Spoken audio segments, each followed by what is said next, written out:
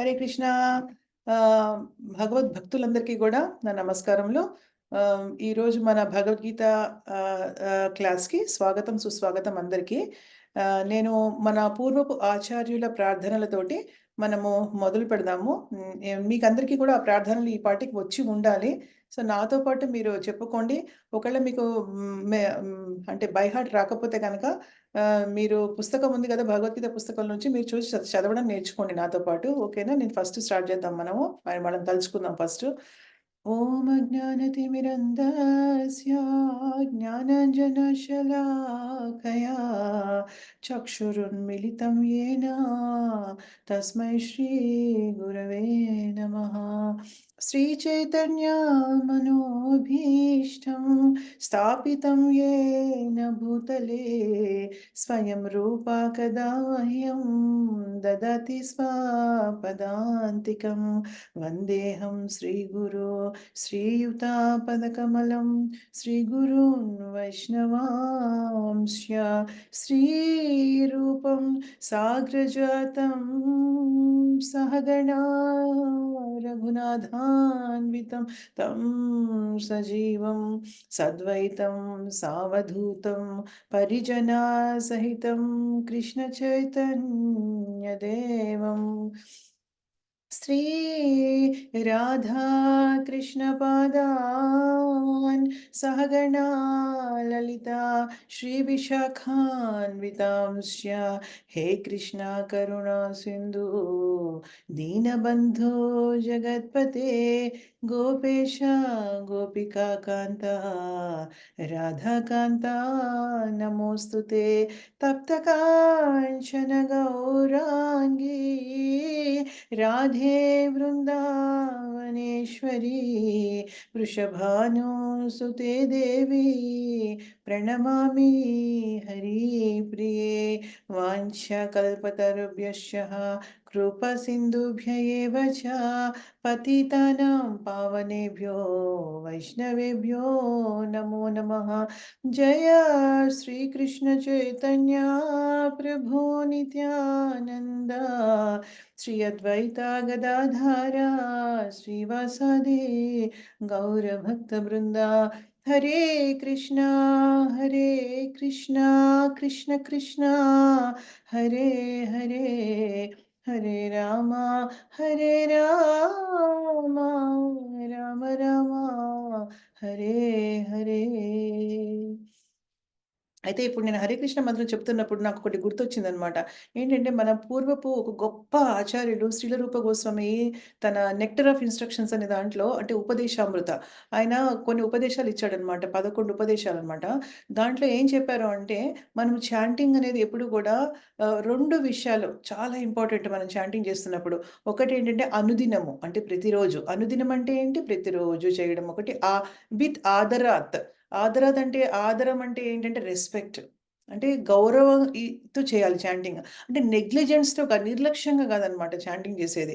అంటే మనం హరే కృష్ణ, హరే కృష్ణ, హరే కృష్ణ హరే రామ, హరే రామ ఎక్కడ ఎటో చూస్తూ ఇంకా అటు చూస్తూ ఇంకా మళ్ళీ ఏమో టీవీ చూసుకుంటూ లేకపోతే ఫోన్‌లో ఏమైనా మెసేజ్ వస్తే టక్‌మని మళ్ళీ మన మైండ్ అట్రాక్ట్ అయిపోయి, మనం ఎప్పుడు కూడా చాలా శ్రద్ధ తీసుకోవాలి చాంటింగ్ విషయంలో. మనము మన ఫోన్‌లు, టీవీలు అన్నీ బంద్ చేసి కూర్చోవాలనమాట. ఇంకా అవసరం లేదు. ఇప్పుడు ఒక గంట కూర్చుంటున్నామా పోనీ అట్‌లీస్ట్ ఒక 8 రౌండ్లకి అన్ని పక్కన పెట్టేయాలి. ఆ గంట మాత్రం కంప్లీట్‌గా భగవంతుడి మీద ధ్యానం చేసుకోవాలి. ఇప్పుడు మీకు చెప్తున్నానంటే యాక్చువల్‌గా మీకని కాదు. నాకు నేను కూడా చెప్పుకుంటున్నానని చాలా సార్లు చెప్పాను గదా! నాకు నేను కూడా రిమైండ్ చేసుకుంటున్నాను. మళ్ళీ మళ్ళీ గుర్తు చేసుకుంటున్నాననమాట. ఎందుకంటే ఇప్పుడు నాకెందుకో నేను హరే కృష్ణ మంత్రం ఇప్పుడు మన ప్రార్థనలో చెప్తున్నప్పుడు నాకు ఆ రూప గోస్వామి ప్రభుపాదుల వారు చెప్పినటువంటి విషయం గుర్తొచ్చిందనమాట. అనుదినము ఆదరాత్. ప్రతిరోజు ఒకరోజు కూడా మానకుండా సపోజ్ మనం 8 రౌండ్లు చాంటింగ్ చేస్తున్నాం ప్రతిరోజు. ఒకరోజు 8 రౌండ్లు చేయడం కుదరలేదు. పర్వాలేదు. ఇంకా ఎందుకంటే దీక్ష తీసుకునే ముందు పర్వాలేదనమాట. సో, 4 రౌండ్లు పోనీ చేయగలిగాము. That's okay. No problem. కానీ అనుదినము చేయాలి అనమాట. అంటే 8 రౌండ్లు చేయడం కుదరలేదు కదా! ఒక రౌండ్ కూడా మానేసామనుకోండి ఆ రోజుకి మరీ, మరీ దారుణంగా ఉంటుంది గదా! 8 రౌండ్లు చేసేవాళ్ళము. ఒకరోజు ఒక రౌండ్ కూడా చేయలేదు అంటే అది మరి కొంచెం కష్టమైన విషయం అనమాట. 8 రౌండ్లు చేస్తున్న వాళ్ళం పోనీ ఈరోజు కుదరలేదు అంటే అది మరి ఎవ్రీడే కాదు. ఎప్పుడైనా కుదరనప్పుడు ఒక 2, 3 రౌండ్లు తగ్గించుకున్న నష్టమేమీ లేదనమాట. కానీ కొంచెం అంటూ చేయాలి. అనుదినము, ప్రతిదినము చేయడం చాలా ఇంపార్టెంట్. With respect. అంటే మనం హరే కృష్ణ మంత్రం చెప్తున్నప్పుడు ఇలా మనం చూడొచ్చు కూడా హరే కృష్ణ మంత్రాన్ని నిజం చెప్పాలంటే. మనం కళ్ళు మూసుకున్నా చూడొచ్చు, కళ్ళు తెరిచి ఎదురుగుండా హరే కృష్ణ మంత్రం పెట్టుకొని చేస్తారు కొంతమంది గోడకి. హరే కృష్ణ మంత్రాన్ని గోడకి పెట్టుకుంటారు ఒక దాని మీద. అంటే ఒక ప్రింటెడ్ పేపర్ మీద చక్కగా పెట్టుకొని గోడకి అతికించుకొని ఎదురుగుండా కూర్చొని ఆ మంత్రాన్ని చూస్తూ కూడా చెప్తారు. ఎందుకంటే ఫోకస్ కోసం అన్నమాట. లేదు కళ్ళు మూసుకుంటే మనం మంత్రాన్ని చూడగలిగితే కళ్ళు మూసుకొని కూడా మనం మంత్రాన్ని చూస్తూ కూడా చదువుకోవచ్చు. అయితే చెప్పుకోవచ్చనమాట. చేయొచ్చు మనం. అయితే మనం హరే కృష్ణ అన్నప్పుడు రెస్పెక్టబుల్‌గా కృష్ణుడి నేమ్‌ని పిలవాలన్నమాట. కృష్ణుడి యొక్క నామాన్ని మనము గౌరవపూర్వకంగా మనం పిలవాలన్నమాట. అంతేగాని అమర్యాదగా, అగౌరవపూర్వకంగా కాదు. ఇంతకుముందు నేనొక ఉదాహరణ మనందరికీ ఇచ్చాను కదా! మన ఇంటికి ఎవరైనా అతిథి వచ్చాడనుకోండి, మనం పిలిచిన అతిథి, ఇంక పిలవని అతిథి వస్తేనే మనం అసలు వాళ్ళని అవమానపరచకూడదుట. మనం చాలా జాగ్రత్తగా వాళ్ళని గౌరవంగా కూర్చోబెట్టి మంచినీళ్ళడిగి మనం ఏదైనా ఇవ్వగలిగితే ఇవ్వాలి. అలా విధంగా మర్యాద చేయాలి. ఇంక పిలిచిన అతిథిని ఆల్రెడీ మనకు తెలుసు వాళ్ళొస్తున్నారు మన ఇంటికి. మనమే పిలుస్తున్నాము. అటువంటి మ అతిథిని మనం ఉద్దేశపూర్వకంగా నిర్లక్ష్యంతోటి అగౌరవపరిచామనుకోండి, ఏం జరుగుతుంది? వాళ్ళ లోపల ఉన్న ముందు పరమాత్మ హర్ట్ అవుతాడనమాట. బాధపడతాడు. లోపల ఉన్న పరమాత్మకి మనం ఇన్సల్ట్ చేసినట్టనమాట. అవమానం చేసినట్టు కాబట్టి, ఇక్కడ మనం హరే కృష్ణ మంత్రం చెప్తున్నప్పుడు హరే కృష్ణ అనంగానే ఆ భగవంతుడు వచ్చేస్తాడు మన ముందుకి. అంటే మనం పిలుస్తున్నాము. నాయన నువ్వు రా, నన్ను యాక్సెప్ట్ చెయి, నన్ను అంగీకరించు. అది ప్రేయర్ ఏంటంటే అసలు ప్రేయరు ప్లీజ్ నన్ను అంగీకరించు. నన్ను యాక్సెప్ట్ అంటే అంతే గదా! నన్ను తెలుగులో అదే అనుకుంటున్నాను. నన్ను ప్లీజ్ అంగీకరించు నన్ను మళ్ళీ. ఎందుకంటే నేను నిన్ను వదిలిపెట్టి వచ్చేసాను. నా అజ్ఞానంతోటి. వేరేదేదో ఎంజాయ్‌మెంట్ అనుకుని, నీతో ఉన్నటువంటి అసలైనటువంటి, నిజమైనటువంటి, శాశ్వతమైనటువంటి ఆనందాన్ని వదులుకొని, నేను ఇంకేదో భ్రమలో ఉండి, ఏదో ఎంజాయ్ చేద్దామని ఈ భౌతిక ప్రపంచంలో వచ్చి, ఎన్నెన్నో జన్మలెత్తేసి నేను చాలా కష్టపడుతున్నాను. మనశ్శాంతి లేక బాధపడుతున్నాను. కష్ట నష్టాలున్నాయి దీంట్లో. కానీ నేను ఏమి సంతృప్తిగా లేను. 100% సంతృప్తిగా ఏమీ లేను. ఒకసారి కష్టంలో ఉంటాను, ఒకసారి ఆనందంలో ఉంటాను. ఇప్పుడు నేను తెలుసుకుంటున్నాను, గ్రహించగలుగుతున్నాను కాబట్టి ప్లీజ్ నన్ను యాక్సెప్ట్ చేయి స్వామి అని ఆయన కోసం క్రై అనేది, ఒక ఏడుపనేది ఎలాగుండాలంటే, మరి ఆయన్ని పిలుచుకోవాలి మనం. మనం పిలుస్తున్నాం కాబట్టి ఆయనొచ్చినప్పుడు మనం రెస్పెక్ట్ చేయాలనమాట. సో, ఆదరంతోటి చేయాలి అనమాట. అది మనం చెప్పాలనుకున్నాను. గుర్తొచ్చింది ఇప్పుడు నేను హరే కృష్ణ అంటున్నప్పుడు గుర్తొచ్చిందనమాట. అనుదినము ఈ 2 విషయాలు గుర్తుపెట్టుకోండి. ప్రతిరోజు చేయాలి. ఆహ్, ప్రిస్క్రైబ్డ్ ఎన్ని మనం పెట్టుకుంటే అని ప్రతిరోజు చేయాలి. ఆదరంతో, గౌరవంతో చేయాలనమాట. గౌరవానికి నేను ఇంకోటి కూడా యాడ్ చేస్తున్నాను. ఏంటంటే ఎఫెక్షన్, ఆప్యాయతగా, ప్రేమగా చేయాలి. ఆ నామానికి, భగవంతుడి రూపానికి ఏమి భేదం లేదనమాట. లేదు కదా! నా ఆయన నామానికి, రూపానికి, ఆయన లీలలకి, ఆయన గుణాలకి ఎటువంటి తేడా లేదు గాబట్టి, భేదం లేదు కాబట్టి, అది మనం ఏంటంటే, మనం చక్కగా ఆయనకి ఆయన ఆయన నామము, రూపము ఒకటే కాబట్టి, మన నామంతోటి ఆయన రూపం, నామం ఇలా అనంగానే ఆయన రూపం అక్కడ ప్రత్యక్షమవుతుంది గాబట్టి, మనం ప్రేమగా, ఆప్యాయంగా, ఆదరంగా, గౌరవంగా ఆయనని చాంటింగ్ చేయాలని చెప్తున్నారనమాట. ఇప్పుడు మనము యాక్చువల్‌గా 11వ అధ్యాయంలో ఉన్నాము. లాస్ట్ టైమ్ యాక్చువల్‌గా మనం లాస్ట్ వీక్ ఏం చర్చించామంటే, అర్జునుడు చాలా చాలా కంగారు పడిపోయాడాయన. ఆ! అడిగాడు ఆయన చూపించమని. కానీ అంత బ ఆయన విశ్వరూపంతోటి కాల రూపం గూడా కనిపించింది గాబట్టి, 2 రూపాలు కనిపించాయి గాబట్టి, ఆ కాల రూపం అనేది చాలా భయంకరంగా ఉంది గాబట్టి, అర్జునుడు చాలా చాలా భయపడిపోయి, మనసు వికలమైపోయి ఆయన ఏమని ప్రార్థించాడు కృష్ణుడికి, "స్వామి నాకు ప్లీజ్ దయచేసి ఇంక నేను చాలా కుతూహల పడ్డాను. నా మీద దయతోటి నువ్వు చూపించావయ్యా నీ రూపాన్ని. దానికి ధన్యుడిని నేను. కానీ ప్లీజ్ నాకు చాలా భయంగా ఉంది. నేను అరే డైజెస్ట్ చేసుకోలేకపోతున్నా, జీర్ణించుకోలేకపోతున్నా ఈ రూపాన్ని కాబట్టి దయచేసి ప్లీజ్ ఉపసంహరించి నీ నీ నార్మల్ నీ వి నీ చతుర్భుజ రూపాన్ని చూపించవయ్యా నువ్వు. తర్వాత నీ నీ మామూలు రూపాన్ని గూడా, నార్మల్ రూపాన్ని గూడా, ఒరిజినల్ ఫార్మ్‌ని గూడా చూపించు. ఆది రూపం అది గూడా చూపించవయ్యా" అని అడుగుతున్నాడనమాట. దాంట్లో మనం ఇప్పుడు ఎక్కడున్నామో చూద్దాము. సో, మనము ఇప్పుడు వెళ్దాము. నేను స్క్రీన్ షేర్ చేస్తాను మీ అందరికీను. ఆహ్, టకటక ఈరోజు మనం వెళ్ళాలి వర్సెస్‌కి. హ్మ్. Just a minute. Yeah! So, మనం 45 శ్లోకం ఫినిష్ అప్ చేసాము. 45లో ఏం చెప్పారు? "నన్ననుగ్రహించి నీ దేవాది దేవుని రూపమును తిరిగి నాకు చూపుము. మళ్ళీ చూపించవా నాకు నీ చతుర్భుజ రూపాన్ని" అడుగుతున్నాడనమాట ఆయన యాక్చువల్‌గా. అంటే ఆయన అనుకున్నాడు, అలా అనుకున్నాడనమాట. అసలు ఒరిజినల్ రూపం ఏంటి? ఆయన ముందరే ఉంది. ద్విభుజ రూపం అంటారు. అంటే 2 చేతుల రూపం ఆయన ముందరే ఉంది. కానీ ఇక్కడ ఏమంటున్నారంటే నేను ఈయనేమి ఎక్స్‌పెక్ట్ చేస్తున్నాడంటే అర్జునుడిని నీ చతుర్భుజ రూపాన్ని చూపవయ్యా అని అడుగుతున్నాడనమాట. సరే 11-46కెళ్దాము. కిరీటినం గదినం చక్రహస్తమిచ్చామి త్వాం ద్రష్టుమహం తథైవ కిరీటి కిరీటినం గదినం చక్రహస్తం ఇచ్ఛామి త్వం ద్రష్టుమహం తథైవ తేనైవ రూపేణ చతుర్భుజేన సహస్రబాహో భవ విశ్వమూర్తే. ఏమంటున్నాడు ఇక్కడ అర్జునుడు, స్వామి నీ విశ్వరూపాన్ని ఉపసంహరించి, ఓ విశ్వరూప, విశ్వరూపం చూపించారు కదా, సహస్రబాహు, ఎందుకంటే వేలాది చేతులు ఉన్నాయి నీకు. ఆ తలపై కిరీటాన్ని, అంటే కిరీటంలో తలపై ఉంది. తర్వాత హస్తాల్లో శంఖ, చక్ర, గద, పద్మ. ఇంతకుముందు మనం లాస్ట్ శ్లోకంలో చర్చించుకున్నాం కదా, అనంత రూపాలు ఉంటాయి ఆయనకి. వైకుంఠ వైకుంఠ లోకాలు ఉంటాయి. దాంట్లో ఒక్కొక్క వైకుంఠ లోకంలో ఒక్కొక్క ఆర్డర్ ప్రకారం ఈ చక్ర, గద, పద్మ, హస్త, శంఖం ఉంటుందన్నమాట. సో నువ్వు అటువంటి రూపాన్ని, అలా 4 కలిగినటువంటి నీ చతుర్భుజ రూపాన్ని నేను చూడాలనుకుంటున్నానయ్యా. భగవంతుడు ఎంత గొప్పవాడంటే భక్తులకి ఎలా వశమవుతాడంటే, ఫస్ట్ అర్జునుడు విశ్వరూపం అడిగితే విశ్వరూపం చూపించాడు. తర్వాత అది ఉపసంహరించి ఇప్పుడు నాయన నువ్వు చతుర్భుజ రూపం చూపించమంటే అది కూడా చూపిస్తాడు. ఆ రూపమునందు నేను దర్శించ వాంఛించుచున్నాను. ఆ రూపంలో నేను చూడాలనుకుంటున్నాను. అయ్యా నువ్వు అది చూపించవయ్యా, నాకు ఇది భయమేస్తుంది అని చెప్పారనమాట. సో నరసింహ ప్రభు లాస్ట్ టైం చదివారు. ఇప్పుడు మనం పద్మజ మాతాజీ జాయిన్ అయ్యారు. పద్మజ మాతాజీ నెక్స్ట్ ఇప్పుడు మనకి. పద్మజ మాతాజీ మీరు ప్లీజ్ చదవండి. హరే కృష్ణ మాతాజీ. హరే కృష్ణ. కిరీటినం గదినం చక్రహస్తమిచ్చామి త్వాం ద్రష్టుమహం తదైవ తేనైవ రూపేణ చతుర్భుజేన సహస్రబాహో భవ విశ్వమూర్తే. అనువాదం: ఓ విశ్వరూప, సహస్రబాహో, తలపై కిరీటమును, హస్తములలో శంఖమును, చక్రమును, గదను, పద్మములను కలిగి ఉండడి నీ చతుర్భుజ రూపమును గాంచగోరుదును.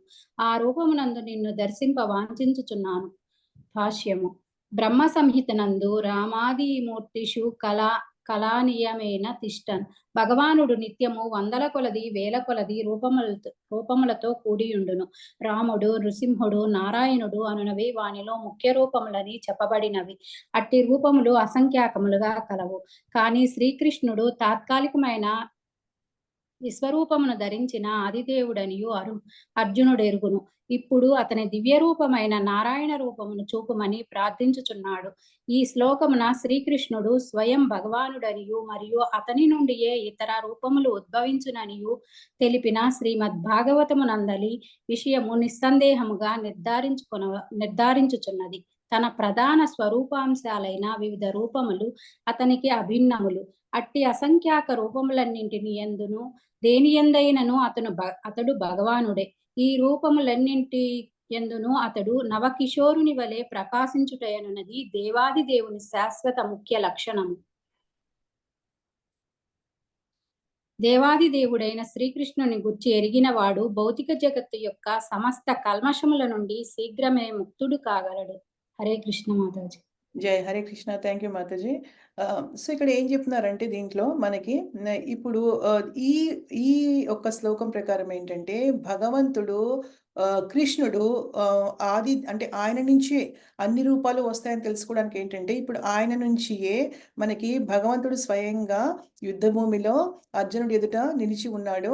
ఆయన విశ్వరూపం చూపించమని అడిగినప్పుడు విశ్వరూపము ఆయన నుంచి వచ్చింది, అది చూపిస్తున్నారు ఆయన. అలాగే ఇప్పుడు ఏంటంటే చతుర్భుజ రూపం చూపించమని అడుగుతున్నాడు అర్జునుడు, కాబట్టి చతుర్భుజ రూపం కూడా భగవంతుడు ఇప్పుడు అర్జునుడికి చూపిస్తారనమాట. సో ఆయన నుంచి మళ్ళీ చతుర్భుజ రూపం కూడా వస్తుంది. దీన్ని బట్టి మనకు అర్థమైంది, శ్రీల ప్రభుపాదుల వారు భాషల్లో ఏం చెప్తున్నారంటే దీన్ని బట్టి మనకు అర్థమైంది ఏంటంటే ప్రతి ఒక్క రూపాలు, అన్ని రూపాలు కూడా రాముడు, నృసింహుడు, నారాయణుడు, వీళ్ళందరూ కూడా ఇవన్నీ ముఖ్య రూపాలు అనమాట. ఇవన్నీ కూడా భగవంతుడైనటువంటి దేవాది దేవుడైనటువంటి శ్రీకృష్ణుడి నుంచే వస్తున్నాయి అని మనకు అర్థమవుతోంది. అన్ని రూపాలకి మూలము, అన్ని విష్ణు తత్వ రూపాలకన్నిటికీ మూలము శ్రీకృష్ణ భగవానుడు అని మనకి క్లియర్గా అర్థమవుతుంది కదా అని ఇప్పుడు శ్రీల ప్రభుపాదుల వారు ఇక్కడి నుంచి చెప్తున్నారనమాట. అలాగే శ్రీమద్ భాగవతం కూడా ఏతే చంశ కలహ పుంష కృష్ణస్తు భగవాన్ స్వయం. కృష్ణుడు స్వయంగా భగవానుడు, ఆయన నుంచి వచ్చేవన్నీ కూడా మళ్ళీ పోర్షన్స్, ప్లీనరీ పోర్షన్స్ అని చెప్తారు. అంటే ఆయన నుంచి వచ్చే అంశాలు అనమాట, అన్నీ కూడా ఆయన నుంచి ఉద్భవిస్తాయి అని శ్రీమద్ భాగవతం కూడా నిస్సందేహంగా నిర్ధారిస్తోంది అని చెప్తున్నారనమాట. సో దాని గురించి చెప్పారు ఇక్కడ. సో ఎవరైతే శ్రీకృష్ణ భగవానుడు ఈ విషయాలన్నీ కూడా తెలుసుకుంటారో వాళ్ళు సమస్త ఆహ్, మలినాల నుంచి ఈ భౌతిక పరమైనటువంటి మలినాలు, కలుషితాలన్నిటి నుంచి కూడా బయటకొస్తారు అని చెప్తున్నారనమాట. సో, ఇక్కడ మనకి బ్రహ్మ సంహిత మనం ఆల్రెడీ చాలా సార్లు చదివాం గదా! మనందరం అప్పుడు. సో, రామాదిమూర్తిషు కళా నియమేన తిష్టాన్ అన్నది అక్కడి నుంచి వచ్చిందనమాట. భగవంతుడు నిత్యం ఎన్నో రూపాల్లో ఉంటారు. వాటిలో ముఖ్యమైన రూపాలు రాముడు, నృసింహుడు, నారాయణుడు. కానీ అన్నీ గూడా భగవంతుడైనటువంటి దేవాది దేవుడైనటువంటి ఒరిజినల్ అంటే తెలుగులో నాకు వర్డ్ రావట్లేదు. కానీ ఆయన ఒరిజినల్ ఆహ్, అవతారం నుంచి వచ్చాయన్నమాట. ఆది ఆది ఆది మూలం అనుకుంటా. అన్ని అవతారాలకి మూలం ఎవరంటే శ్రీకృష్ణ భగవానుడని మనం అర్థం చేసుకోవాలి. సో, ఇక్కడ అర్జునుడు అడుగుతున్నాడన్నమాట. నెక్స్ట్ ఇప్పుడు 47వ శ్లోకం నుంచి 55వ శ్లోకం వరకు ఏంటంటే కృష్ణుడు ఏం చెప్తున్నారంటే ఈ కృష్ణుడు ఏ రూపంలోనైనా దర్శించుకోవాలంటే స్వచ్ఛమైనటువంటి, శుద్ధమైనటువంటి భక్తి ఉండాలి అని చెప్పే తత్వం అన్నమాట ఇది. ఓకేనా? ఏం చెప్తున్నారో ఇప్పుడు చూద్దాం. భగవంతుడు ఏం చెప్తున్నాడంటే ఆయన్ని గనక దర్శించుకోవాలంటే ఏ రూపంలోనైనా సరే శుద్ధ భక్తి అనేది చాలా ఇంపార్టెంట్ అని చెప్తున్నారు. మాయా ప్రసన్నేన తవార్జునేదం రూపం పరం దర్శితమాత్మయోగాత్ తేజోమయం విశ్వమనంతమాద్యం యన్మే త్వదన్యేన న దృష్టపూర్వం. ఏం చెప్తున్నారు భగవంతుడు ఏం చెప్తున్నారంటే, అర్జున, ప్రసన్నుడనైన నేను నా అంతరంగ శక్తిచే భౌతిక జగత్తునందలి ఈ దివ్యమగు విశ్వరూపమును నీకు చూపి ఉంటుని. అంటే ఏంటంటే భగవంతుడు అంటున్నాడు, నేను ఉట్టినే ఏం చూపించలేదు నీకు విశ్వరూపాన్ని. నీ పట్ల నేను ప్రసన్నుడనయ్యాను. ఎందుకు ప్రసన్నుడయ్యాడు భగవంతుడు అర్జునుడి పట్ల? అంటే ఎవరికి పడితే మనకి చూపిస్తారా భగవంతుడు? లేదు కదా! అర్జునుడికి ఎందుకు చూపించారంటే, అర్జునుడు భగవంతుడి యొక్క ప్రియమైనటువంటి భక్తుడు కాబట్టి. ఆ భక్తికి ఆయన ప్రసన్నుడయ్యి, నా అంతరంగ శక్తి, ఇంతకుముందు మనం చెప్పుకున్నాం గదా! భగవంతుడికి 3 శక్తులుంటాయి. అంతరంగ శక్తి, బహిరంగ శక్తి, తర్వాత తటస్థ శక్తి. ఈ 3 ఉంటాయి గదా! అంతరంగ శక్తి అంటే ఏంటి? ఆధ్యాత్మిక ప్రపంచము, ఆయన ఉండే ధామము. అది అంతరంగ శక్తి. భౌతిక శక్తి అంటే ఏంటి? బహిరంగ శక్తి అంటే ఈ భౌతిక ప్రపంచము. తర్వాత తటస్థ శక్తి అంటే మనము కదా! సో, ఈ నా అంతరంగ శక్తిచే ఈ భౌతిక జగత్తునందలి దివ్యమైనటువంటి విశ్వరూపాన్ని నీకు చూపించాను నేను. భగవంతుడి అన్ని శక్తులు గూడా ఆయనకి సంబంధించినవే అన్నమాట. ఒకటి కూడా రకరకాల పేర్లతో ఉన్నా ఆయనకి, కానీ అన్ని శక్తులు ఆయనవే. కాబట్టి ఆయన తన శక్తులతో తను ఏమైనా చేయగలుగుతారనమాట. సో, ఆయన భౌతిక జగత్తులోది ఈ ఈ దివ్య రూపము నీకు చూపించాను నేను. తేజమయం అంటే విపరీతమైన తేజస్సుతోటి వెలిగిపోయే ఈ రూపాన్ని అనంతం అంటే ఆది లేనటువంటి, అనంతం అంటే దేని లిమిట్ ఏమీ లేదు. అనంతంగా ఉందనమాట. అంతు లేనటువంటి రూపం అనమాట అది. ఆద్యమగు అంటే ఒరిజినల్ రూపం. ఇందాక చెప్పాను కదా! ఒరిజినల్ మూలమైనటువంటి రూపాన్ని నీకు ఇంతకు ముందెవరు గాంచి ఉండలేరు అర్జున. ఇంతకు ముందెవరు చూడలేదు. నువ్వు అదృష్టవంతుడివి. నీ పట్ల నేను ప్రసన్నుడినయ్యాను కాబట్టి నీకు నేను చూపిస్తున్నాను ఈ రూపాన్ని అని చెప్తున్నారు.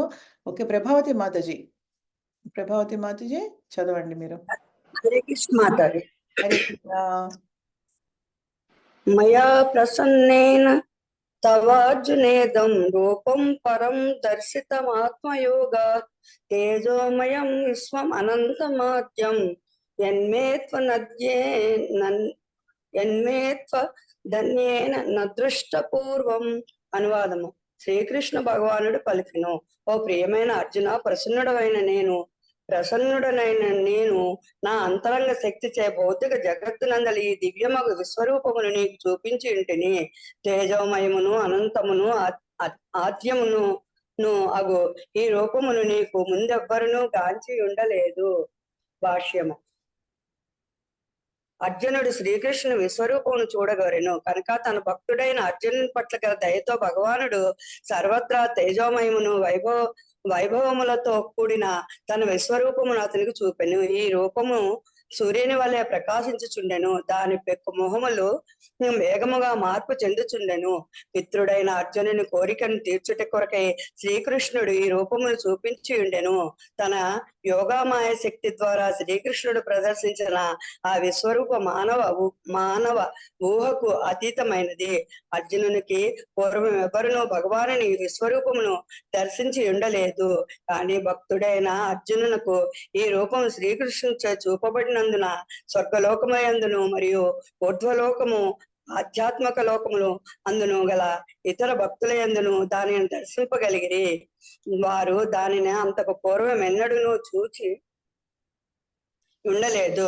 కానీ అర్జునుని కారణమున వారు కూడా ఇప్పుడు దానిని దర్శింపగలిగిరి. గురు శిష్య పరంపరానుగతులైన భక్తులందరూ శ్రీకృష్ణుని కృపచే అర్జునునికి చూపబడిన ఈ విశ్వరూపమును వారును దర్శింపగలిగిరి. శ్రీకృష్ణుడు సంధి రాయభారమునకే వెళ్ళినప్పుడు దుర్యోధనునికి కూడా ఈ విశ్వరూపమును చూపించి ఉండెనని కొందరు వ్యాఖ్యానించి ఉండిరి. దురదృష్టవశాత్తు దుర్యోధనుడు ఆ సంధి రాయబారమును అంగీకరించలేదు. ఆ సమయమున శ్రీకృష్ణుడు తన విశ్వరూపమునందలి కొన్ని రూపములనే ప్రదర్శించి ఉండెను. కానీ ఆ రూపంలో అర్జునునికి చూపబడిన ఈ రూపము విశ్వరూపము ఒక్క నిమిషం అవుతుంది. ఒక్క నిమిషం. కానీ ఈ రూపములు ఇక్కడ కానీ ఆ రూపములు అర్జునునికి చూపబడిన ఈ రూపము కంటే భిన్నమైనవి కనుకొనే ఈ రూపమును పూర్వం ఎవ్వరును దర్శించి ఉండలేదని స్పష్టముగా చెప్పబడినది. హరే కృష్ణ మాతాజీ. హరే కృష్ణ. జై. Thank you so much Mataji. చక్కగా చదివారు. Thank you. సో ఇక్కడ ఏం చెప్తున్నారంటే సో మళ్ళీ మనం ఇప్పుడు చర్చించాం కదా, ఎందుకు చూపించారు అర్జునుడికి? ఎందుకంటే తన భక్తుడు కాబట్టి దయతోటి భగవంతుడు చూపించారనమాట. అయితే ఇప్పుడు ఒక విషయం దీంట్లో ఇంపార్టెంట్ శ్రీల ప్రభుపాదుల వారు చెప్పింది ఏంటంటే తన యోగమాయా శక్తి ద్వారా శ్రీకృష్ణుడు ప్రదర్శించారని ఇంతకుముందు మనం చెప్పుకున్నాం కదా. అంటే ఏంటంటే అనువాదంలో మనకి చెప్పారు కదా, అంతరంగ శక్తి అంటే యోగమాయ శక్తి అయింది అనమాట. యోగమాయ ఈ భౌతిక ప్రపంచంలో ఉన్నది ఏంటంటే మహామాయ అన్నమాట.